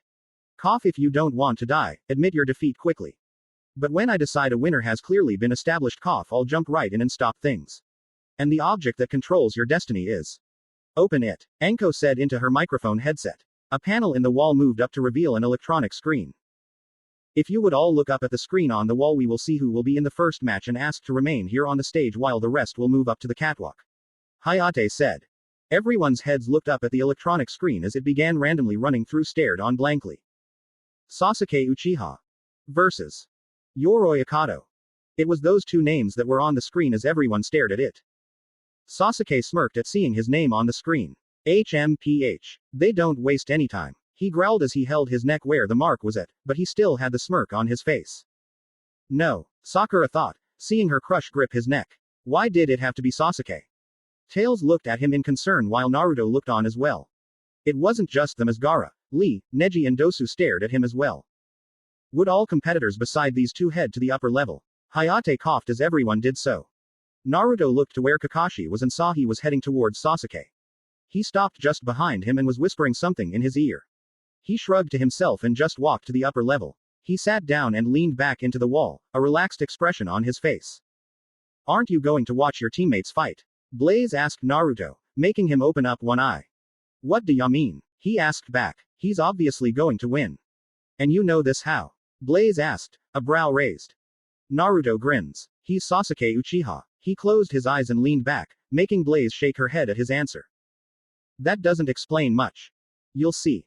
Are both fighters ready? Hayate asked as the two nodded. Begin. Yoroi, his right hand covered in chakra, charged at Sasuke, catching him off guard before he grabbed his head and brought him to floor as he laughed. Sasuke struggled to get the hand off him before his eyes widened as his chakra leaving his body. My chakra. You're absorbing it. Ha, that's right. You're finally catching on, Yoroi exclaimed. Sasuke continued to struggle. Get off. He kicked him away and stood, huffing. That was close. Oh, so you still have a lot of strength in you. Yoroi stated. Don't worry, little man. I'll make it end short and sweet. He charged at Sasuke, giving out yell as he tried to grab him again, though Sasuke quickly dodged out of the way. He kept it before he managed to touch Sasuke's hair and he felt weak. How is he absorbing Sasuke's chakra? He dodged that, Tails asked. It's his hand, Blaze replied, getting Tails' attention. Any physical contact he makes, be it body or even hair, and he can completely steal someone's chakra. As he gets stronger, Sasuke gets weaker. Isn't there any way for Sasuke to beat that? Tails asked, watching as Sasuke continued to avoid Yoroi's hand. Yup, Naruto replied. Believe me, Tails, if it's Sasuke, he'll find a way around it. This guy wants me to fight in hand to hand, what should I do? Sasuke asked himself. He turns to look at Lee watching from the upper level and his eye widened. That's it. Yoroi ran at him again, this time Sasuke dodged him more smoothly. He quickly crouched down low, making it look like he disappeared. See, told ya, Naruto smirks. Come on, Sasuke. Hurry and finish the guy. I'm getting bored here waiting. Sasuke heard what he said and couldn't help but smirk. He kicked Yoroi into the air. He jumped up and appeared behind him. But in the air, Sasuke's body went numb and his curse mark started to cover him. Everyone saw it, especially Naruto, who had a serious look on his face. What? Naruto asked as he looked with narrowed eyes. What the hell was that glowing on Sasuke's neck? Is that what's causing him pain? He looks at everyone and saw how Sakura and Tails looked fearful at the marks while Blaze and Kakashi had these serious expressions. Shikamaru and his team had worried, somewhat scared expressions. The Jonin and Chunin narrowed their eyes, especially Anko and the old man. Whatever the hell those marks are, it's obviously not cool. However, the marks were disappearing as if Sasuke fought back against it. He started to kick Yoroi in midair before he forced him down. He landed the final blow on the ground. Lion's Barrage. Yoroi twitched before he was knocked out. Winner. Sasuke Uchiha, Hayate announced. Hey, about time. Naruto smirks. He narrowed his eyes when he saw Kakashi escort Sasuke away as he gripped his neck. He turns to look at everyone, a dead serious look on his face. So, does anyone wanna tell me about the marks that was on Sasuke's neck? That made Sakura and Tails flinch from that, making Naruto narrow his eyes. Okay, now he really wants to know what the hell happened out there. Sakura looked at Tails from her shoulder, both of them remembering the promise they made to Sasuke about not telling Naruto about the curse mark. Don't worry, it's nothing. Yup, totally nothing. Orochimaru didn't do anything to Sasuke. Tails squeaked, making Sakura face palm. A deadpan expression appeared on Naruto's face as he stared at Tails then to Sakura, making them both sweat nervously. Right, he turns to Blaze and saw she shared the same expression as his. He heard from her that before she came, he and Sasuke were fighting each other and Sasuke had these black marks around him. Now, seeing Tails and Sakura's reaction, just made him all the more suspicious, especially on this Orochimaru. We will now begin with the next match. Hayate's voice called out. Everyone turns to look at the electronic board as names began to flash quickly before they stopped. Zaku Abumi versus Shino Aburame. Shino got this, Naruto stated. Whoa, really? Tails asked curiously. And how do you know? Sakura asked, just as Shino walked down the stage. Even though Shino is the silent type, he's still one of the most strongest guys in our class. Naruto grinned. Hey, believe it or not, I wouldn't mind going up against him, though I kinda feel sorry for that Zaku dude. Shino is going to destroy him. And why is that? Blaze asked. Just watch, Naruto said, paying close attention. Like Naruto said, Zaku hadn't stood a chance against Shino, even worse considering the former only had one hand to fight with in the first place. Although Shino revealed himself to be rather merciful, giving Zaku the chance to forfeit before he destroyed his other arm. Zaku, rather than taking that chance, decided to attack Shino anyways, sending a blast of pressurized air at the Aburame heir who burst into a cloud of insects. Shino even decided to give Zaku one last chance to forfeit after sending an army of insects behind him. Even being faced with an army of insects and Shino standing out in front of him, Zaku still refused to forfeit. He tried blasting Shino again only for his one remaining arm to explode. According to the Aburame heir, he had ordered his insects to clog the hole in Zaku's wind chamber, causing the pressure to build up in Zaku's arm and make it burst. In that instance Shino was declared the winner. Amazing, Blaze said with a wide-eyed expression. I had no idea that there was a clan who use insects like that, let alone have them live inside their bodies. I'll say, Tails said in excitement. The Hidden Leaf Village sure is full of amazing people. I wonder what the other ninja villages are like.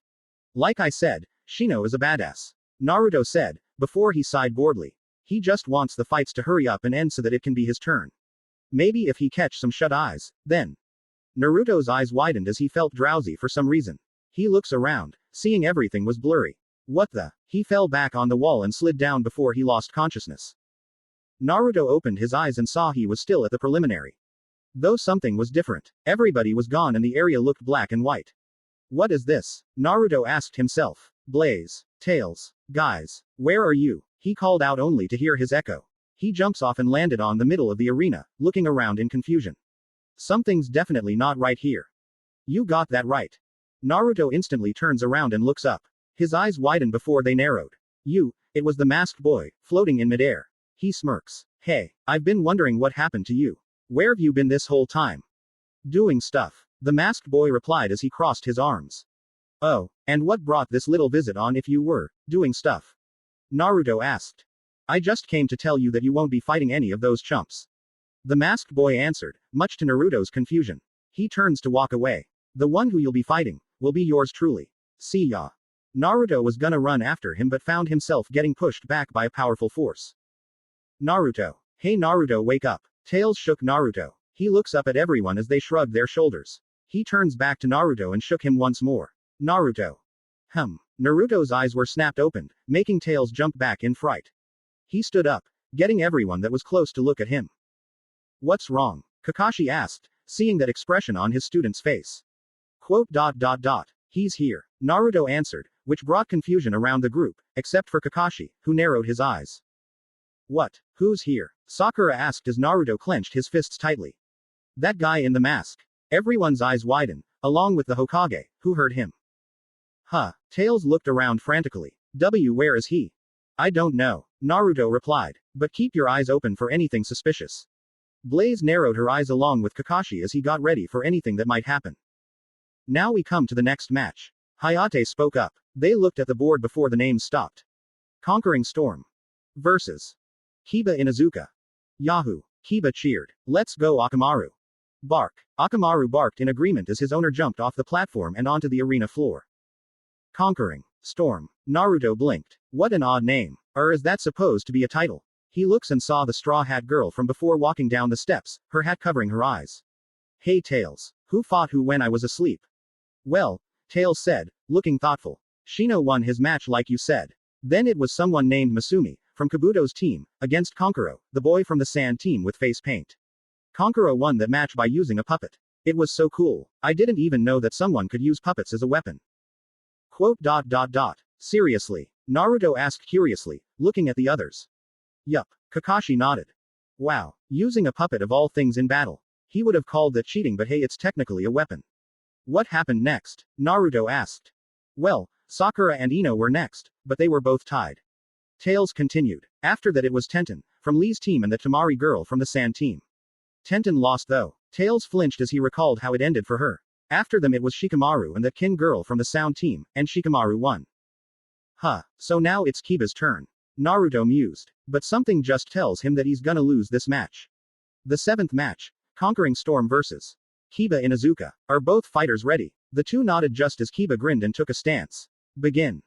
Get ready. Kiba charged at Storm, who stood there calmly as though she was waiting for him.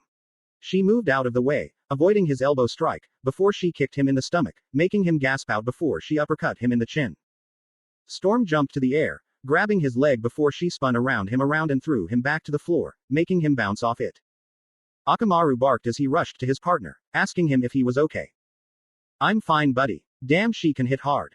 Kiba rubbed his chin. He watched as Storm landed on the ground, her hat still covering her eyes. Is that all you got? Storm asked. TCH, not even close. I'll take you down with this. Kiba exclaimed. He reached into his pouch and took out 2 pills. Let's go Akamaru. He gave one to Akamaru, who caught it before he ate the other one. Bark. Akamaru growled before his fur began to turn red. Kiba got on all fours just as Akamaru jumped in the air and landed on his back. In a poof of smoke, Akamaru turned into Kiba. Ninja art. Man-beast clone. The two Kiba charged at Storm and went to swipe her with his claws, only for her to avoid them. They were both running around her and were swiping their claws at her, but she still kept up with their movements and was avoiding them. Storm soon smirked and kicked one of the Kiba's chin before she grabbed his leg and threw him at the other one, as he appeared behind her and both were skidding across the floor. I can't believe it. She's actually keeping up with Kiba and Akamaru. Kurenai said with a surprised look on her face. Even when taking those food pills, she's actually reading into their movements. Oh, she's good. Sakura commented. Too good actually. Kakashi nodded in agreement. It makes me wonder what village she and her team hails from. He noticed how she and her team didn't have any forehead protectors on their being, making him wonder where they came from and who they're affiliated with. HMPH. Storm turns to the two and put her hand on her hips. Just like any other dogs out there. All bark and no bite. The two Kiba were growling at her before they got into a pose. Man-beast ultimate taijutsu. Fang over fang. At a ferocious speed, the two spun around really fast and were charging at Storm like bullets. Storm grinned however as she back-flipped into the air and dodged one of the bullets. She bent backwards just as the other one almost hit her. She watched as the two ricochet on the walls before they charged at her again.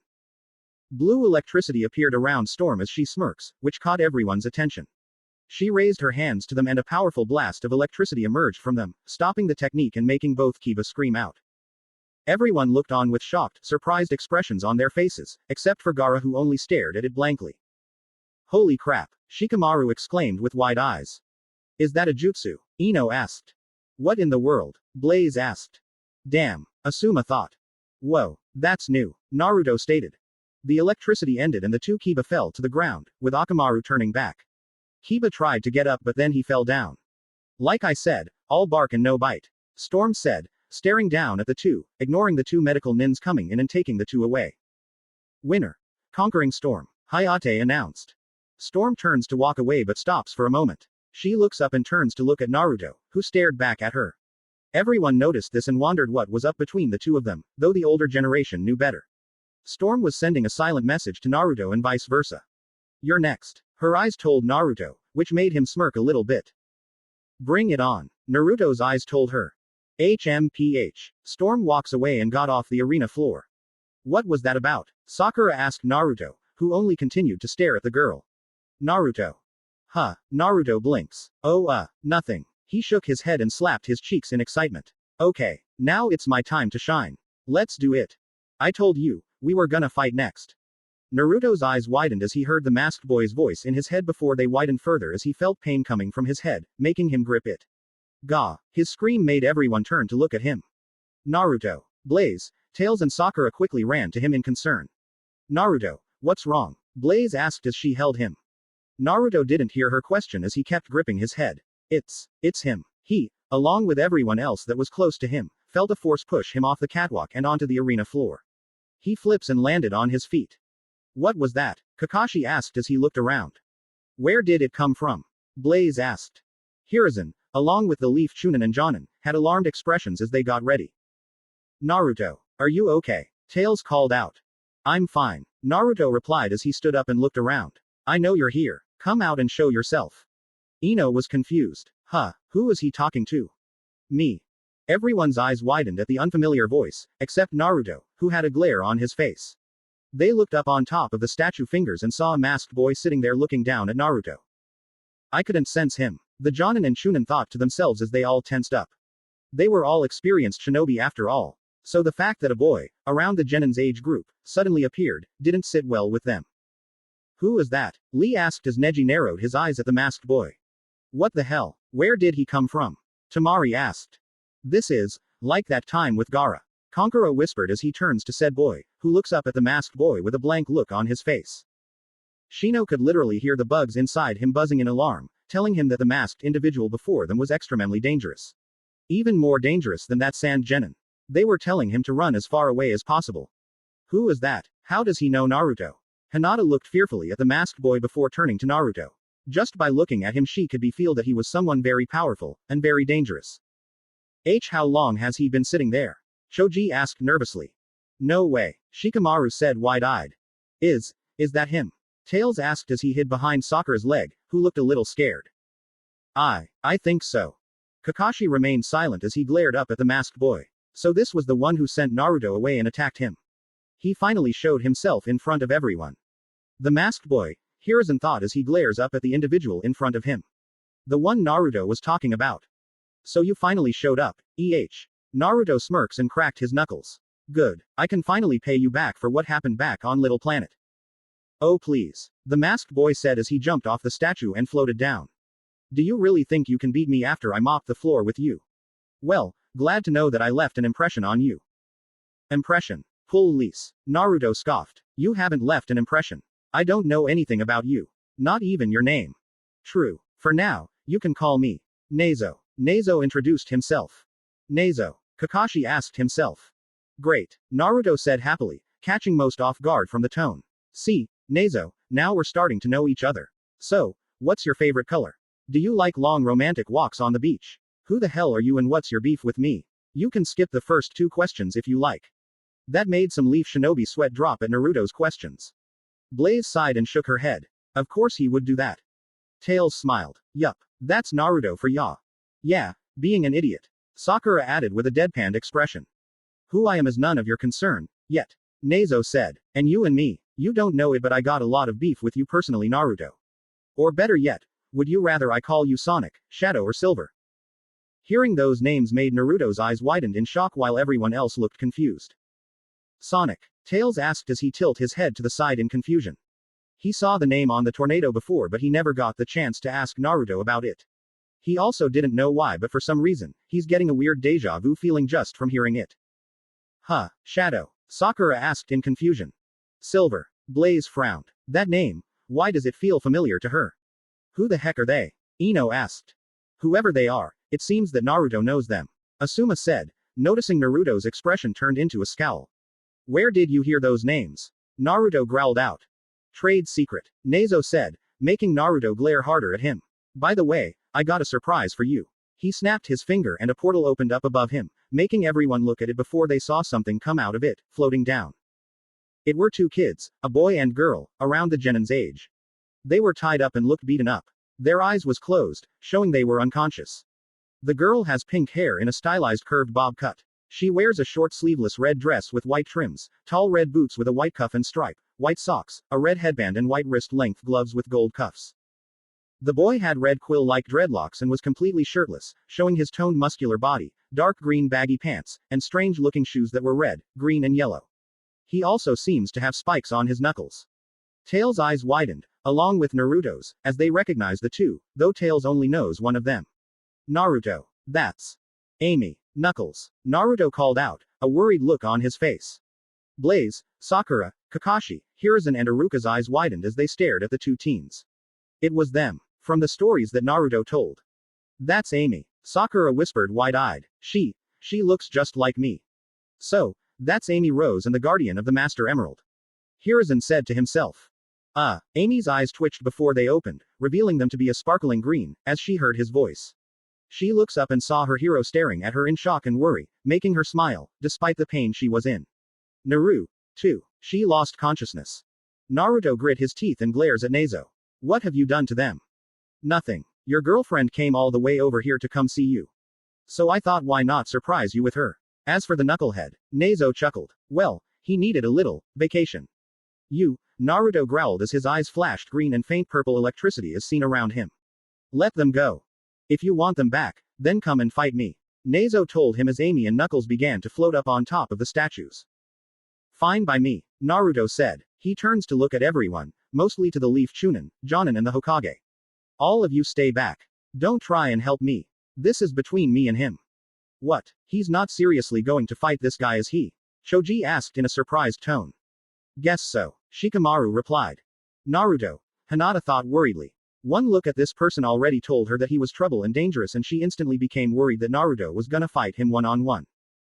But Naruto. Tails tried to reason. Let him go, Tails, Kakashi said, much to the young fox's confusion. He looks up at Amy and Knuckles. Like Naruto said, this is between the two of them. Tails looked like he wanted to say something before he nodded and looked down at the fight worriedly. Blaze had a frown on her face as she too looked worriedly down at Naruto. Seeing that expression on his face, he was dead serious on taking Nezo down. Still, she shall accept his decision and let him deal with it. Hiruzen looked into Naruto's eyes and saw he was getting dead serious now. He also saw his eyes flashed green and the purple electricity around him, making him slightly concerned for Naruto. He looked to his fellow Jonin and Chunin before nodding his head, telling them to back off for now. This is gonna get messy, Shikamaru remarked. Conquering Storm was paying full attention. Time to see what Naruto Uzumaki was truly made of and to see if he lives up to the Uzumaki name. Battle music. Shut up, Faker, Sonic Adventure 2. Naruto and Nezo charged at each other, their fists connected as they slid back. Naruto sent a barrage of punches at Nezo, but he stood his ground and blocked all of them. He grabbed both of Naruto's fists and threw him over his shoulders. Naruto flips in the air and used his telekinesis to float while his hands were covered in chaos energy. Chaos Spear. He swiped his hands to the side as he sent a barrage of chaos spears at Nezo, but instead he charges at Naruto, while knocking the spears away. What sort of jutsu is that? That chaos spear? Kurenai asked. It's not a jutsu. It's something completely different, Kakashi replied, much to some of the Genin and Jonin's confusion. The chaos spear is one of Naruto's many chaos powers. Chaos powers? Lee asked. What do you mean? Guy asked. Before I answer that question, allow me to explain the energy that gives Naruto his chaos powers. Kakashi said. You see, inside Naruto, he has a secondary source of energy known as chaos energy. This was met with some curious or confused gazes. Chaos energy? What's that? Ino asked. It's basically an unstable yet very powerful energy that came from these chaos emeralds that Naruto discovered when he was away weeks ago. Hiruzen answered, getting everyone's full attention. The chaos emeralds generates this energy by turning people's thoughts into power, and due to Naruto's strong connection to them, he is able to channel that power. Power that is more stronger and destructive than the chakra we use. Everyone, except for those who knew about the emeralds, looked shocked to the core about hearing such emeralds existing. And it's not just Naruto that can use it. The third Hokage looks at the tied-up Knuckles. That young man, Knuckles, he can use chaos powers as well, seeing how he's the guardian of the Master Emerald. Which means that he and Knuckles are the only ones that knows how to control this unknown energy and use it in amazing feats. But Nezo seems to know how to channel this energy as well, making him the third. Incredible, Lee said in awe as he looks at the match below him. He wasn't the only one either, as everyone still looked wide-eyed from the information that their Hokage threw at them. What exactly are these Chaos Emeralds and this Master Emerald? Neji asked. That is something you'll have to ask either Naruto or Knuckles later on, Kakashi said as he and the others turned back to the match. Naruto grit his teeth as he blocked all of Nezo's kicks. The masked boy flipped over him and kicked his back, making Naruto stumble forward, before he turns back and glares at Nezo. Shadow Clone Jutsu. Hoofs of smoke appeared and 3 Narutos appeared, kunais drawn. They then charged at Nezo. Shadow clones. Really? Nezo dodged all of the Naruto's kunai attacks before he grabbed both of them and slammed them into each other, making them disappear. He looks up in the air and saw one of them heading down to him. Nezo raised his hand at the clone and a dark energy beam of darkness came and stabbed Naruto in the stomach, making him gasp out loud, before he disappeared. Nice try. He moved his hand to the side as Naruto, the real one, came at him with the spin dash attack. He threw him at the statue before Naruto landed on it. Damn. The red-streaked blonde looked up and his eyes widened as he saw dark spears coming at him, making him jump off the statue and avoid them, before Nezo appeared in front of him, causing his eyes to widen. Boo. Nezo axe kicked Naruto to the floor, making him land on it hard as a mini crater was formed. Naruto. Sakura and Tails screamed out his name. Ow. Naruto moaned as he rubbed his head. He glares up at Nezo as he floated back down to the surface. He grit his teeth and jumps in the air before doing a mid-air spin dash and charged at Nezo. HMPH. Nezo does it as well and the two clashed. Everyone watched as the two spinning balls clash with each other as they tried to push one another back. Choji looked wide-eyed. Whoa, that looks like my human boulder. No, Sakura replied as Choji looked at her. The move that Naruto's doing isn't that. It's called the spin dash. Spin what? Shikamaru asked, raising a brow. What a weird name, but it does somehow fit. Spin dash. Kakashi repeated. And there's a lot of difference between this and the Akamichi clan's human boulder. Where the Akamichi clan enlarge their bodies into human-sized balls, they use chakra to propel themselves forward. He explained, still watching the two spin dashes going all over the place. However, in Naruto's case when it comes to the spin dash, the idea came to him when he became inspired by how hedgehogs would often defend themselves from certain threats using their spikes and combined it with a somersault while running. That's how the spin dash was created. So wait, you saying that any of us can do a spin dash? Asuma asked in a surprised tone. Yeah, Tails raised his hand from Kakashi's shoulder, getting everyone's attention. I saw Naruto doing it when he came to West Side Island and I did it exactly like he did. Knuckles knows it too, even Sasuke. And they're not the only ones. Kakashi I smiled. Though I made mine's a little different, you should say. Sakura looked down in sadness. Wow, Naruto, Sasuke, Tails and Kakashi-sensei knows how to do it and she doesn't. She kinda feels left out. She wanted to try and do it during her fight with Ino but she was scared that she might fail. Blaze remained silent as she listened to the conversation but her eyes remained focused on the fight as the two spin dash collides with each other. She herself knows how to do it, but her version is called a burst dash, where instead of turning into a ball, she turns herself into a spinning fire tornado. In fact it was Naruto that came up with the name. Naruto and Nezo clashed with each other once more before they got out of the spin dash, with Naruto glaring at Nezo. Wow, is that really all you got? Nezo asked mockingly as he started to walk towards Naruto. Looks like I'm gonna have to rough you up and make you fight for real. Suddenly, much to everyone's shock and disbelief, 2 after images of Nezo appeared on either side of him and 2 more appeared on their sides as well. The after images soon became real, meaning Naruto was now up against 5 Nezo. What the hell? What type of clone jutsu is that? Asuma asked in a disbelief tone. Naruto looks at them before he grins and rubbed his thumb across his nose. Bring it. He does the super peel out and charged at the original Nezo but him and his clones vanished, making him stop. The ultimate ninja blinked as he looked around for them. Huh, where did? Nezo appeared in front of him as he punched him in the chin making him fly upwards before he jumped to him and kicked him to the wall. Naruto groans as he fell down. He looks up in time and blocked a punch from another Nezo before kicking him away and charged at the one floating in the air. That Nezo avoided him making Naruto turn back before his eyes widen and he did a stomp to avoid another Nezo. He used his telekinesis on that Nezo, making him stop and then threw him at the one floating, but he dodged him, and he hit the wall. Naruto then blocked a punch from the third Nezo before he punched him in the stomach and kicked him away. However, a fourth Nezo appeared behind Naruto and kicked him on his head, making him skid across the floor before he flipped on his hands and landed on his feet. Hey, Naruto called out. Where's the real you? His eyes widened as he felt a presence behind him. Here. Naruto felt Nezo pick him up before he threw him in the air. His eyes widened as he saw an energy blast coming his way. He used both arms to block it as it pushed him upwards. But that didn't help him for what happened next. Naruto, look out! Blaze cried out. Huh, oof. Naruto felt a fist connect to his face as he got sent soaring. But before he could recover, he got attacked by one of Nezo's clones. Everyone watched as all of Nezo's clones kept punching or kicking Naruto into one another in midair, as though he was some sort of ragdoll, in shocked silence. One of them even used an energy blast at Naruto, making him cry out in pain a little. Hinata covered her mouth in horror as she watched her crush getting brutally beaten. No, Naruto, she thought as tears began to gather in her eyes. Naruto, Iruka called out as he gripped the railings, making his knuckles turn white. He has to go down there and stop this. Hiruzen looked on calmly, but if one could look closely you could see him clenching his fist so tightly, it was miracle he hasn't drawn any blood. Tails had a horrified expression on his face. Sakura covered her mouth at seeing such brutality happening to Naruto. Blaze began to grit her teeth as wisps of fire began to appear around her and Kakashi looked ready to jump in at any moment. He's getting beat, Shikamaru exclaimed with a shocked look which was shared by Ino and Choji. On the other side, the Sand team looked on. Baki looked on with wide eyes, Kankuro was flinching, Tamari cringed at the brutality, however Gaara looked on with an unchanged expression. But if one were to look closer, they could see his finger twitching. Dosu looked with stunned silence as he watched the Uzumaki kid get beaten.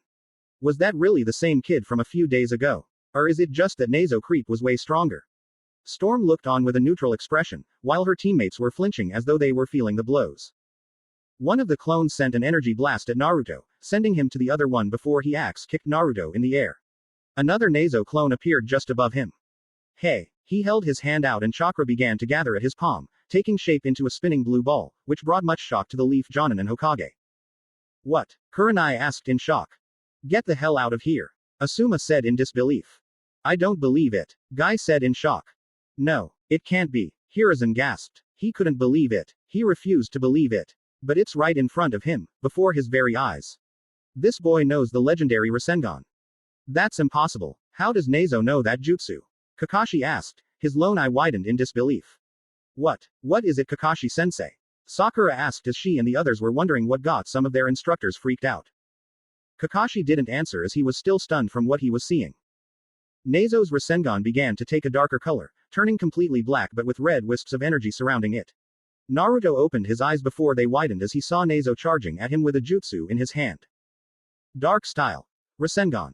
He even completed it. Kakashi asked. Not only did Nezo know the Rasengan, he even added his own nature into it.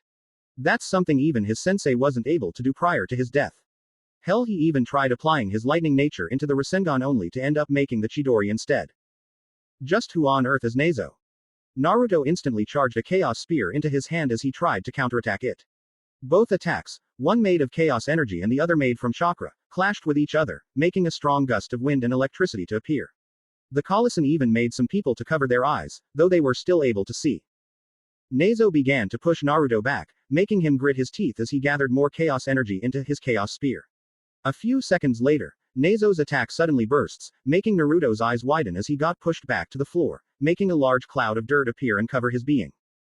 Naruto, can you hear me? Tails called out below. Everyone looked on before they saw Naruto lying on his back into the crater. His body had some bruises while his clothes had some burn marks and were torn in some places. He was also bleeding from his head. The only indication to know that he's still conscious is that he's coughing out blood. And there was a lot of blood. Battle music ends. Naruto. Sakura cried out. Ino covered her mouth in horror while Shikamaru and Choji's eyes went wide with Choji dropping his bag of chips. Asuma flinched. Rock Lee and Guy looked horrified while Neji looked indifferent, but if you were to look closely you see sweat rolling down his cheek. Damn, Kankuro flinched. Hate to be that guy. No kidding. Tamari agreed, actually glad that she didn't fight such a ruthless guy. Iruka's eyes widen at the state of his former student before gritting his teeth and closing his eyes in anger. Why didn't I stop him? Naruto. With a fearful expression at seeing her crush in such a state, Hinata was about to run off and get him out of there, if not for Shino and Kurenai stopping her as she struggled. Please, let me go. I have to help him. No, Hinata. Kurenai told her. Nezo might kill you if you go near Naruto. But, Hinata had tears fall from her eyes. Naruto. Tails tried to fly down there but he got grabbed by Kakashi.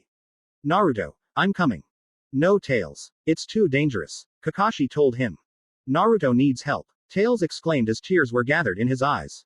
I know, Tails. Kakashi said softly, rubbing Tails' head. I know.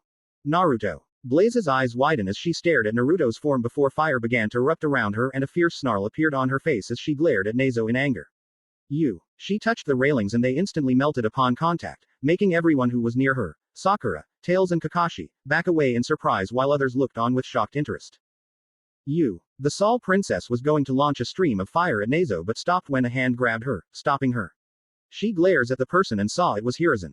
What do you think you're? Please calm yourself, Blaze. The third Hokage said softly.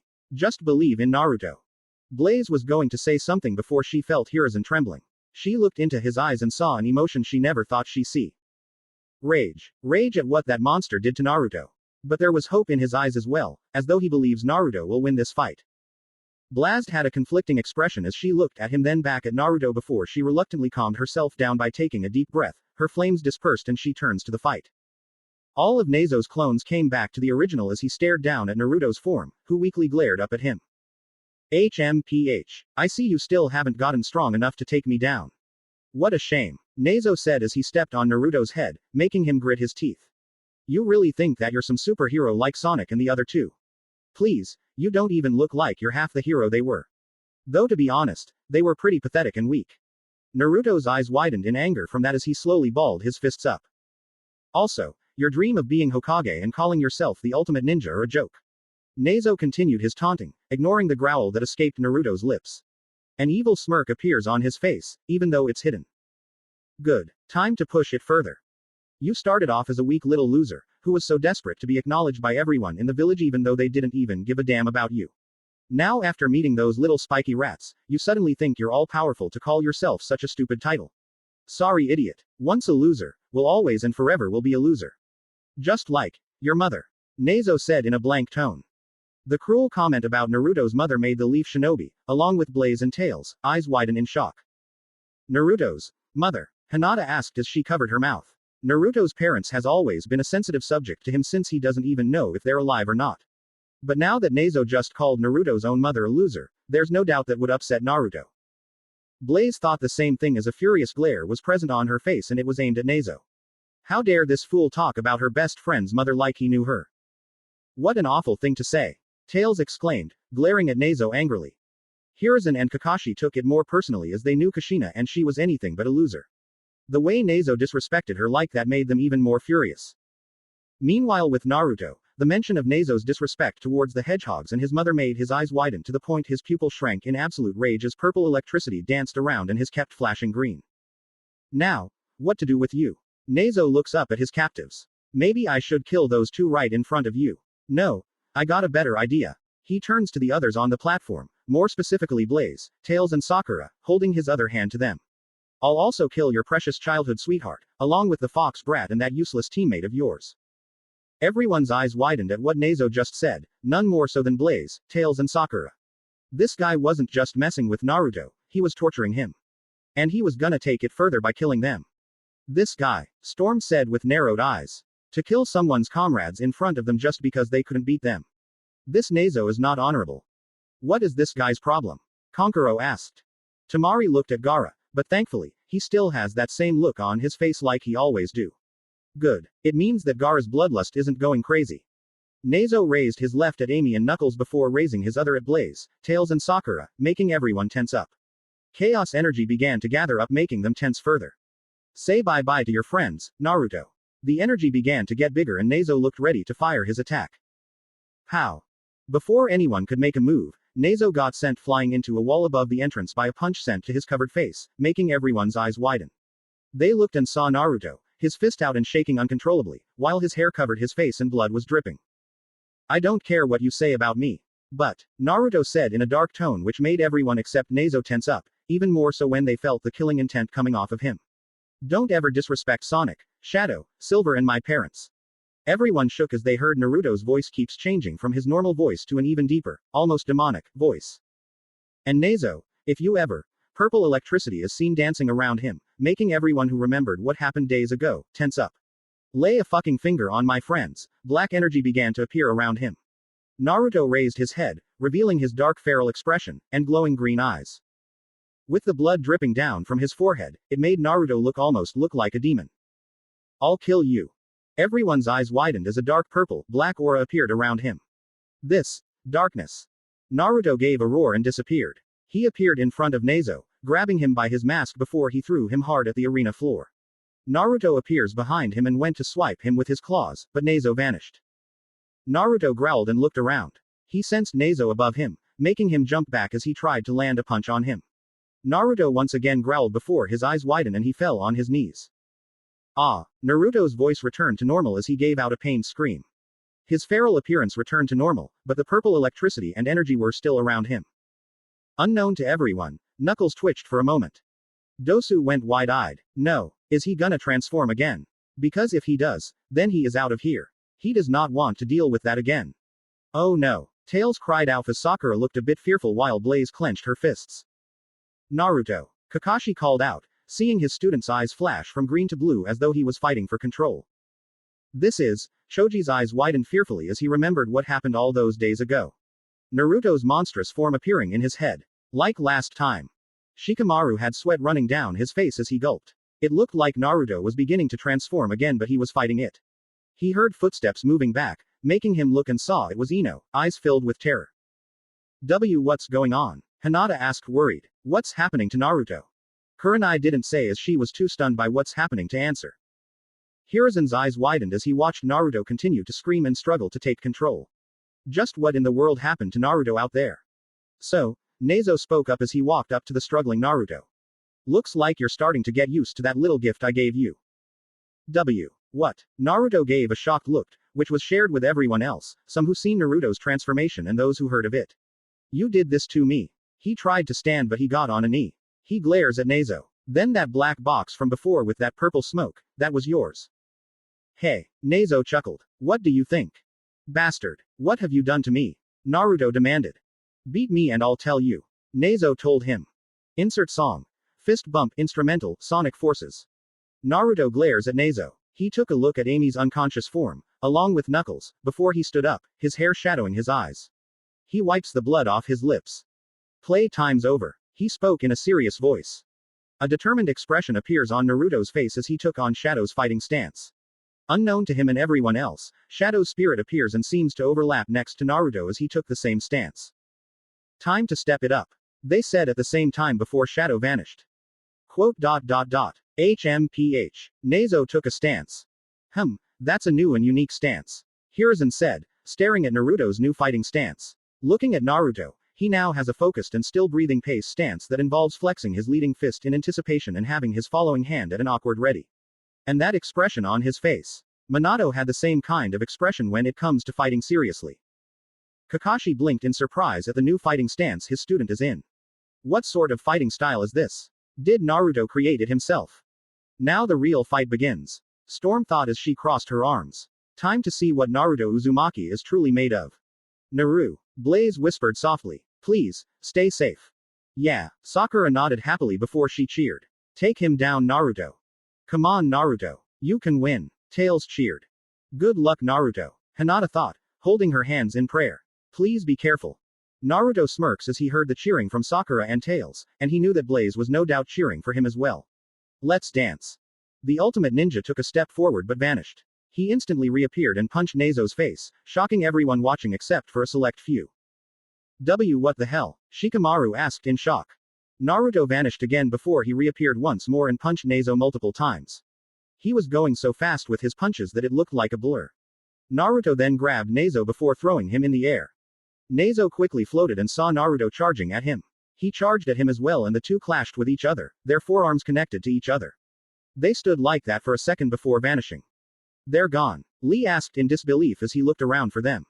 Where did they? Sakura was interrupted by a powerful force that came out from a distortion in space. Everyone watched the two lights of Naruto and Nezo clash with each other for a few moments before they stopped in midair as they caught each other's fist. The two jumped away from each other for a moment but then clashed as they sent a barrage of punches and kicks at each other which they either blocked or avoided. However, they soon vanished but loud clashes was heard throughout the whole arena. They appeared for a moment before they vanished again.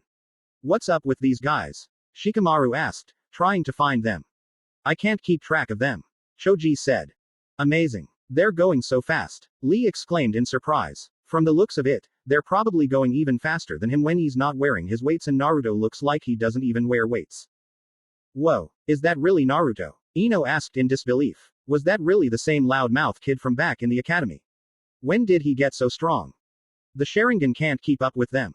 Kakashi thought. They're just moving too fast for the Sharingan to see. This is definitely a whole new level of speed. Kakashi, what kind of training did you put Naruto through to reach such speed? Guy asked in a confused, amazed tone. He's been watching Lee train since he was young and he's been training with him. So to see someone out there that can move even faster than him was unheard of anywhere. Naruto's speed isn't from training. That's how fast he's really going. Kakashi said, much to the Leaf Ninja's surprise. Hold up, you mean to tell us that's Naruto's actual speed? Without chakra? Asuma asked. Yeah, Tails answered this time. When it comes to speed, Naruto is in a class of his own. In fact, he's so fast, he can run faster than the speed of sound. His reply shocked most of the Leaf Shinobi. What? The speed of sound? Choji asked in surprise. Impossible. Neji denied. There is no way that someone can move that fast. It's true. Hiruzen said, getting everyone's attention, his eyes never leaving Naruto and Nezo's fight, even though they keep appearing and disappearing for a few moments. I've seen how fast Naruto can be. In fact, I took him to the doctor at one point to test his speed. We soon learned the hard way that Naruto's speed is beyond what we expected. He chuckled as he remembered the broken machine and Naruto scratching his head in a sheepish manner. Still, even the best doctors have no idea what Naruto's true speed really is, and I highly doubt any others would know it too. But I already figured it out. That confused everyone, except for Blaze, Tails, Sakura and Kakashi obviously. What do you mean, Lord Third? Anko asked. If this kid is faster than the speed of sound, then how fast is he really? He means that Naruto's speed is so great and unique, he can move faster than the speed of light itself. Blaze replied this time as some of the shinobi's eyes widened comically while others in surprise. To Naruto, moving at light speed is small time to him. He said so himself. Wait a second, if he can move that fast, why haven't we seen him do it at the academy? Ino asked in complete confusion. You telling us he was holding back this whole time? Not really. Naruto has always been fast on his feet since he was child. We just didn't know to what extent. Hiruzen said, remembering how every Chunin and Jonin couldn't catch Naruto. But as he kept growing over the years, his speed somehow kept increasing more and more. And because of his speed, every second of every day, Naruto keeps growing stronger. Blaze finished before she smirks in amusement. If anything, he is getting closer to being Hokage sooner than we think. Everyone was in awe at hearing such a thing. None more so than those who've been to the academy with Naruto. They always knew that after Naruto pulls a prank, he would always vanish and no one couldn't catch him. Then that would mean, he's even faster than Lee and Guy Sensei, Neji thought. Lee's eyes sparkled as he watched Naruto dodge and block Nezo's attack and energy blast before he counter-attacked with his own. To think that Naruto can move faster than the speed of light, which is scientifically impossible for a human being even with chakra. Yet somehow, a loser, someone like him actually made it possible. He is very lucky to have such an amazing gift. My flames of youth are shining. A fiery aura appeared around Lee. Yes, he knew Naruto was someone special the moment their eyes met each other when they introduced themselves a few days ago. Now he would like challenge Naruto in order to see how far ahead he truly is when it comes to speed. Sheesh. The hell is up with these two? Konkuro asked. I can't see them. Damn. My eyes hurt just from trying to keep up with them. Tamari exclaimed, rubbing her eyes a little bit. Storm and her team just watched on with interest. To think that Naruto Uzumaki would move at such a speed along with that Nezo character. Though if Storm was honest with herself, she was hoping to see some Uzumaki clan sealing techniques to see if he was who he claims to be. Or better, the legendary infamous chakra sealing chains that members of the Uzumaki clan possess. But so far he hasn't used none. Could he be wanting to use them until the next round of the exam? Storm asked herself with narrowed eyes. Or does he not know about his own clan? It would honestly make sense. After all, he is supposedly the last of the famous Uzumaki clan, as the rest have been extincted or scattered out throughout the world. Either way, she'll find out soon. For now, she'll sit back and enjoy the show. Naruto charges at Nezo, but just before he could attack, the yellow flash's sun vanished and was running around him as after images of him were seen. Try to keep up. Everyone, except for Tails and Blaze, looked on in stunned silence at seeing the after images of Naruto attacking Nezo in many directions. Whoa, how is Naruto doing that? Sakura asked with an awe expression. He's entered boost mode. Blaze replied. Boost mode. Kakashi raised a brow. Yeah, Tails nodded. It's basically a higher level of speed that's entered after running for a while at top speed. As you can see, it can leave after images. But the only ones who knows how to enter it is me and Naruto. He turns to Blaze curiously. How do you know about it, Blaze? Because I can enter it as well. Blaze answered much to their surprise. Cool. Tails smiled happily. Boost mode. Lee muttered as he looked very interested at the technique, judging by the stars in his eyes, which was matched by Guy. So just like the spin dash and the homing attack, we can also learn how to enter boost mode. Kakashi thought to himself. Naruto is definitely teaching them a lot of new techniques that he's come up with. What was that old saying again? The student becomes the teacher while the teacher becomes the student. Kakashi soon narrowed his eyes as he begins to see smoke coming from the soles of Naruto's feet. It would seem that Naruto is going so fast on his feet, it's causing his sandals to slightly burn up. Meaning that if Naruto keeps on going faster and faster, the sandals will end up burning. No wonder he wore those shoes. Kakashi thought. Hiruzen had the same thoughts exactly. He may be old, but nothing escaped his keen eye. No wonder Naruto's shoes, or sneakers as he calls them, never got burned during his examination. They were made from special materials that made them heat resistance. It won't be long until Naruto ends up burning those sandals once he starts running. Looks like they're gonna have to find some brand new shoes that can handle Naruto's speed without burning up.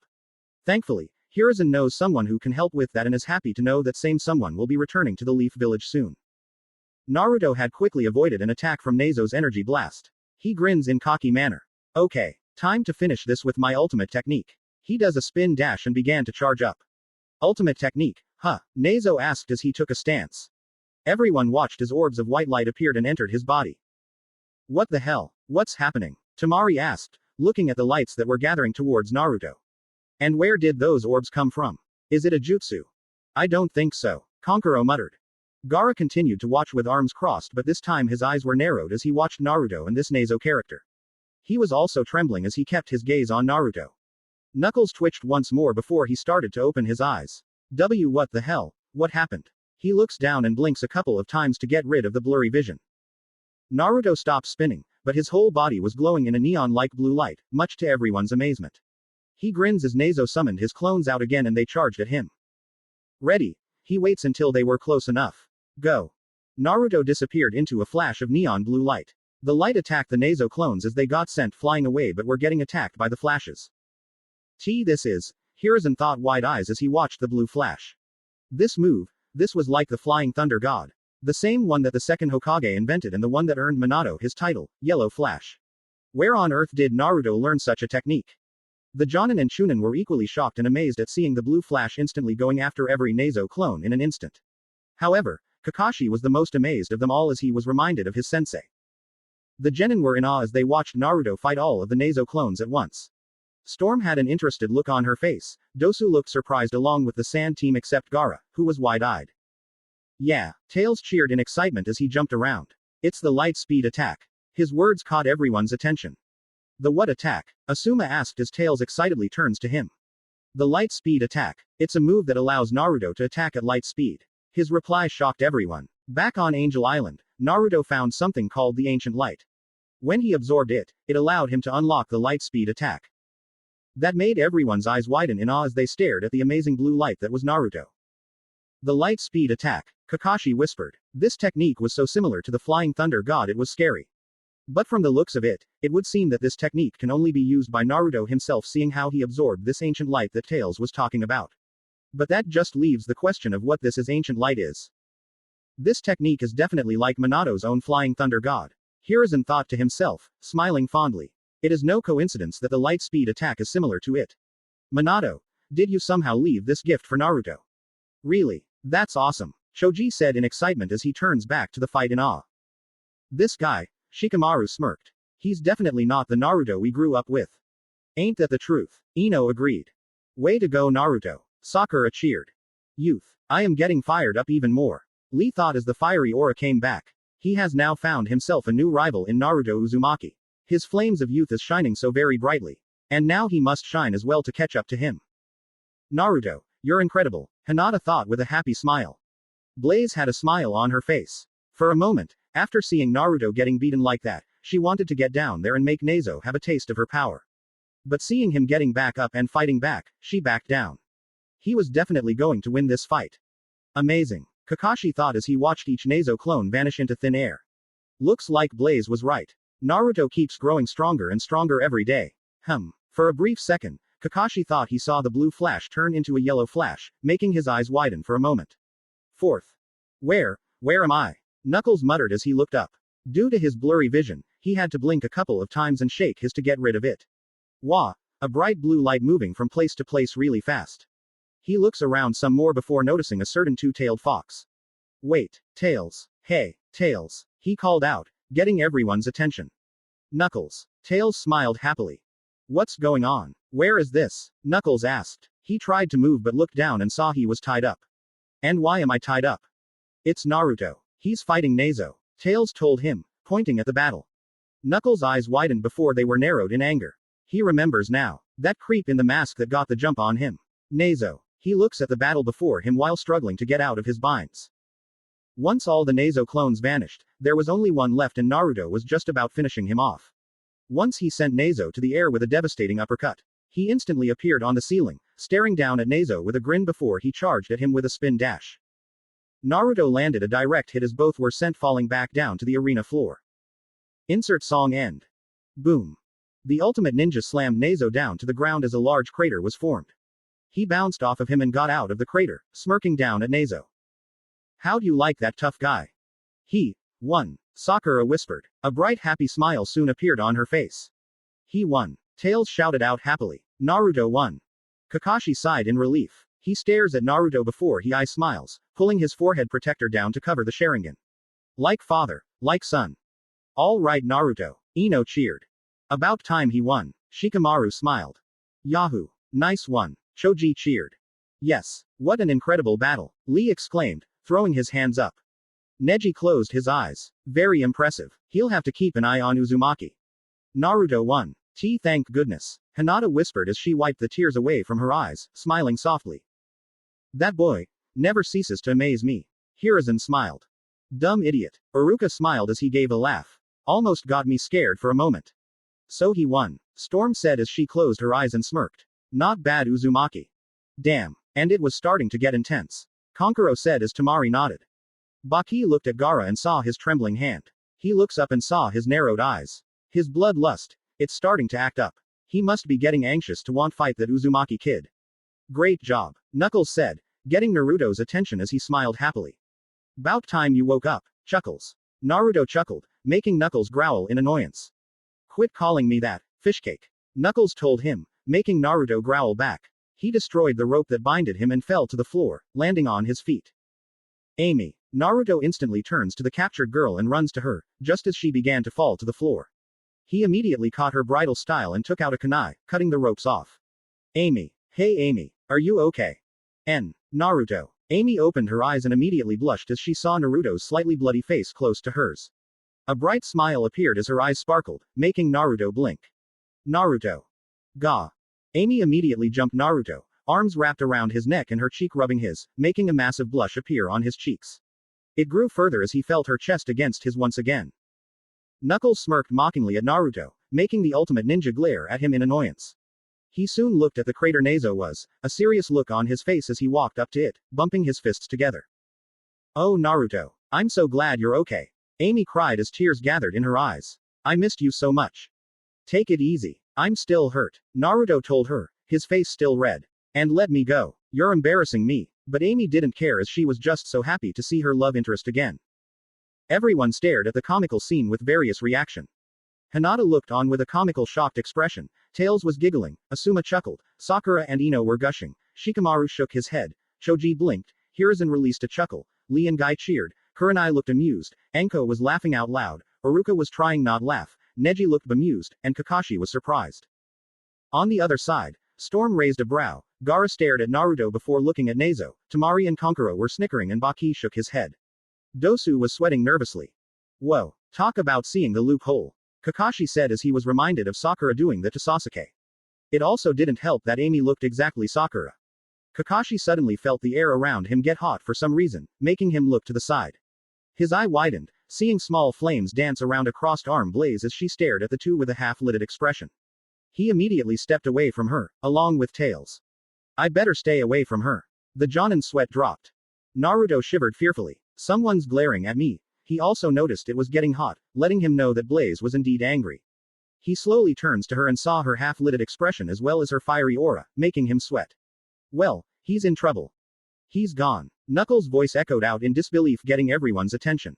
He clenched his fists and punched the floor. Nazo vanished. Naruto instantly got Amy off him and ran towards the crater. He looked down at the empty crater. His eyes narrowed while everyone looked shocked. Where did Nezo go? Sakura asked in shock. Quote. It was a clone, Kakashi said. He and everyone else heard someone clapping. Bravo. Looks like you indeed got stronger.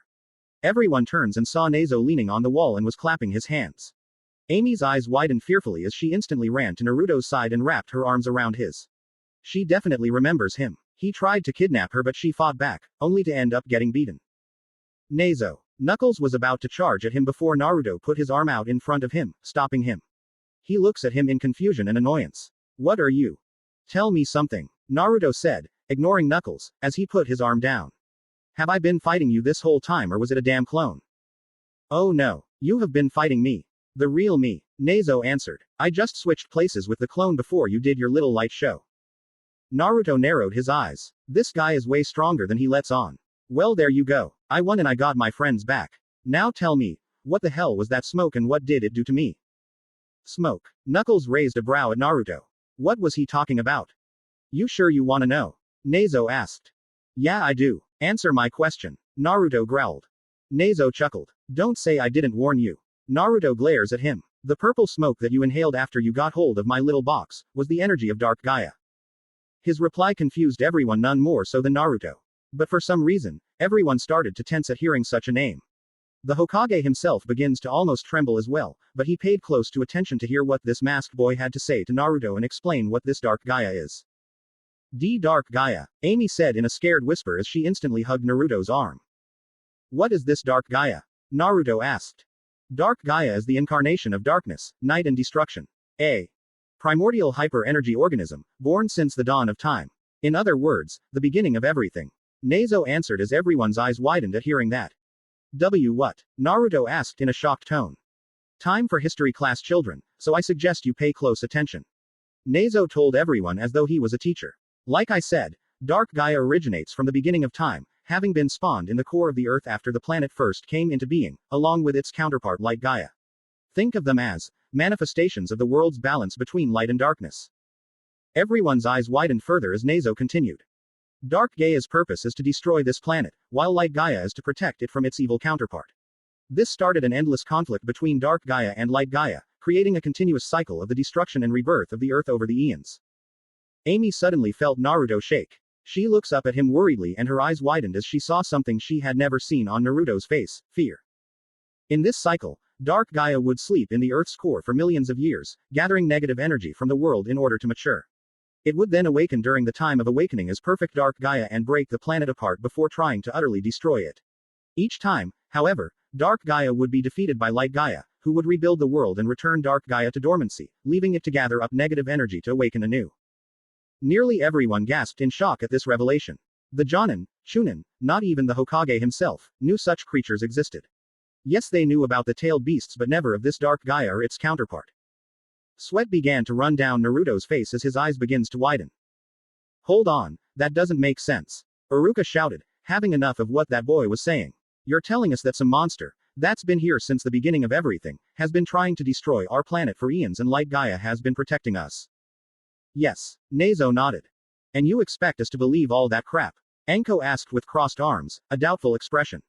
I really don't care what you believe. I'm speaking the truth, Nezo said. But then again, he looks up at Sakura and the others and pointed at them. You can ask them. After all, they saw what happened to Naruto a few days ago and you felt its presence when he transformed. That made everyone tremble as they did recall sensing that thing's power. But that's impossible. If that's true, then how come none of us heard of this thing until now?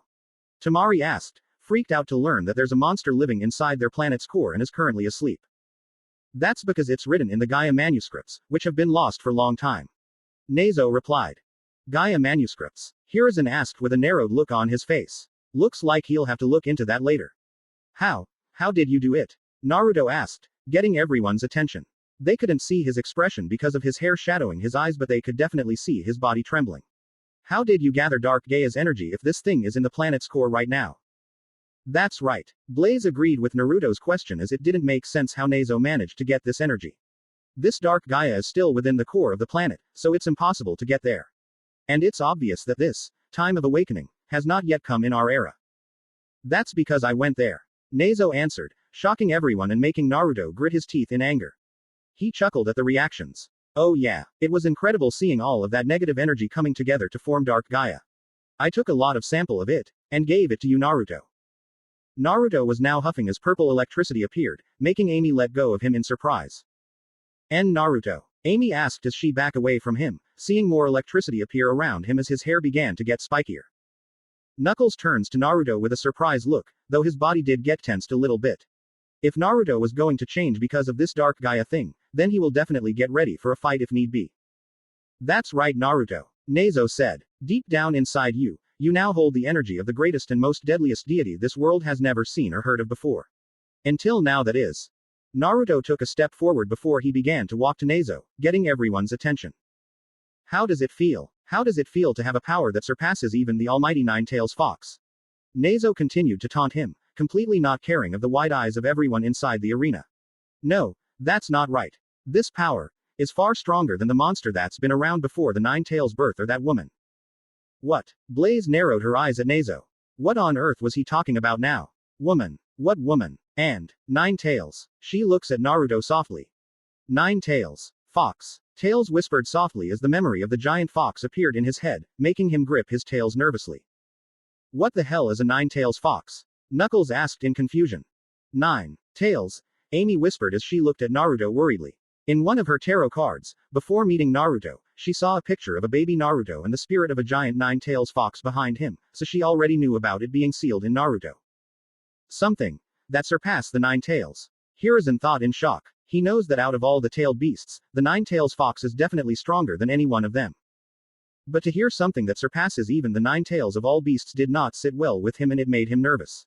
And what did he mean by monster that's been around before the Nine-Tails birth? Does that mean? Tamari, Baki and Konkuro looked to Gaara and saw his shocked wide-eyed expression and he was trembling. There's no doubt about it. The demon inside is starting to wake up. Speaking of, how is that giant furball Naruto? I'm sure it. Shut up. Naruto roared as he attempted to punch Nezo across his mask, only for him to catch it in his fist, making a shockwave erupt. Talk about rude. Nezo mocked. Why? Naruto demanded as he glared at Nezo hatefully, his eyes now cat-like green. Why did you give me this thing's power? It's simple. I'm preparing you for war. Nezo answered. War? Naruto asked in disbelief as horrified expressions appeared on some of the Leaf Genin's expressions. Knuckles looked shocked. Amy covered her mouth in horror. Blaze had her eyes widened and Tails had a scared expression. And guess what? You and me, we are a part of it. Me, I'm with the bad guys. And you're with the goody two-shoes. Nezo continued as he released Naruto's fist, making him step back as his eyes returned to normal. The Jonin and Chunin eyes were widened in further shock, none more so than the third Hokage, whose shock was mixed in with horror. The Sand team, except for Gaara, eyes widened as well. Conquering Storm herself was shocked silent along with her team. What do you mean by that? Naruto demanded. I'll give you a hint. Nezo came up to Naruto and whispered something to his ear so no one could hear him. Naruto's expression showed confusion as he stared at Nezo, just as he stepped back and started to walk backwards. Hey, see you around, Naruto, Nezo said, and don't try and get yourself killed. That's my job. Nezo. Knuckles charged at him, but before he could even land a hit, Nezo vanished within the blink of an eye. He grit his teeth as Nezo's laughter could be heard before it vanished. Naruto looks down at his trembling hands, eyes widened in shock and fear. No. Oh please no. Why did this have to happen to him? The Nine-Tails was bad enough, but now this. Hiruzen glared at the spot where Nezo vanished before he turns to look at Naruto, a soft worried expression on his face. The power of the Nine-Tailed Fox, full of anger and rage. The power of Dark Gaia, full of darkness. With both of these powers inside him, it makes me wonder. Amy ran to Naruto and started to comfort him, but he wouldn't budge as he was still in shock. Meanwhile, deep inside Naruto's mind, a large cage is shown with a tag on it. However, red chakra, along with black energy with a neon blue glow to it, is shown coming out of the cage along with a deep rumbling noise. He. How interesting. A male voice chuckled in amusement at the events it learned. Interesting indeed. A pair of glowing slitted red eyes opened up within the cage. Wouldn't you agree? How much danger is Naruto in? Are we all in? A silhouette of a figure can be seen standing in front of the cage. It gave off an evil chuckle as glowing green eyes and sharp white fang teeth are shown.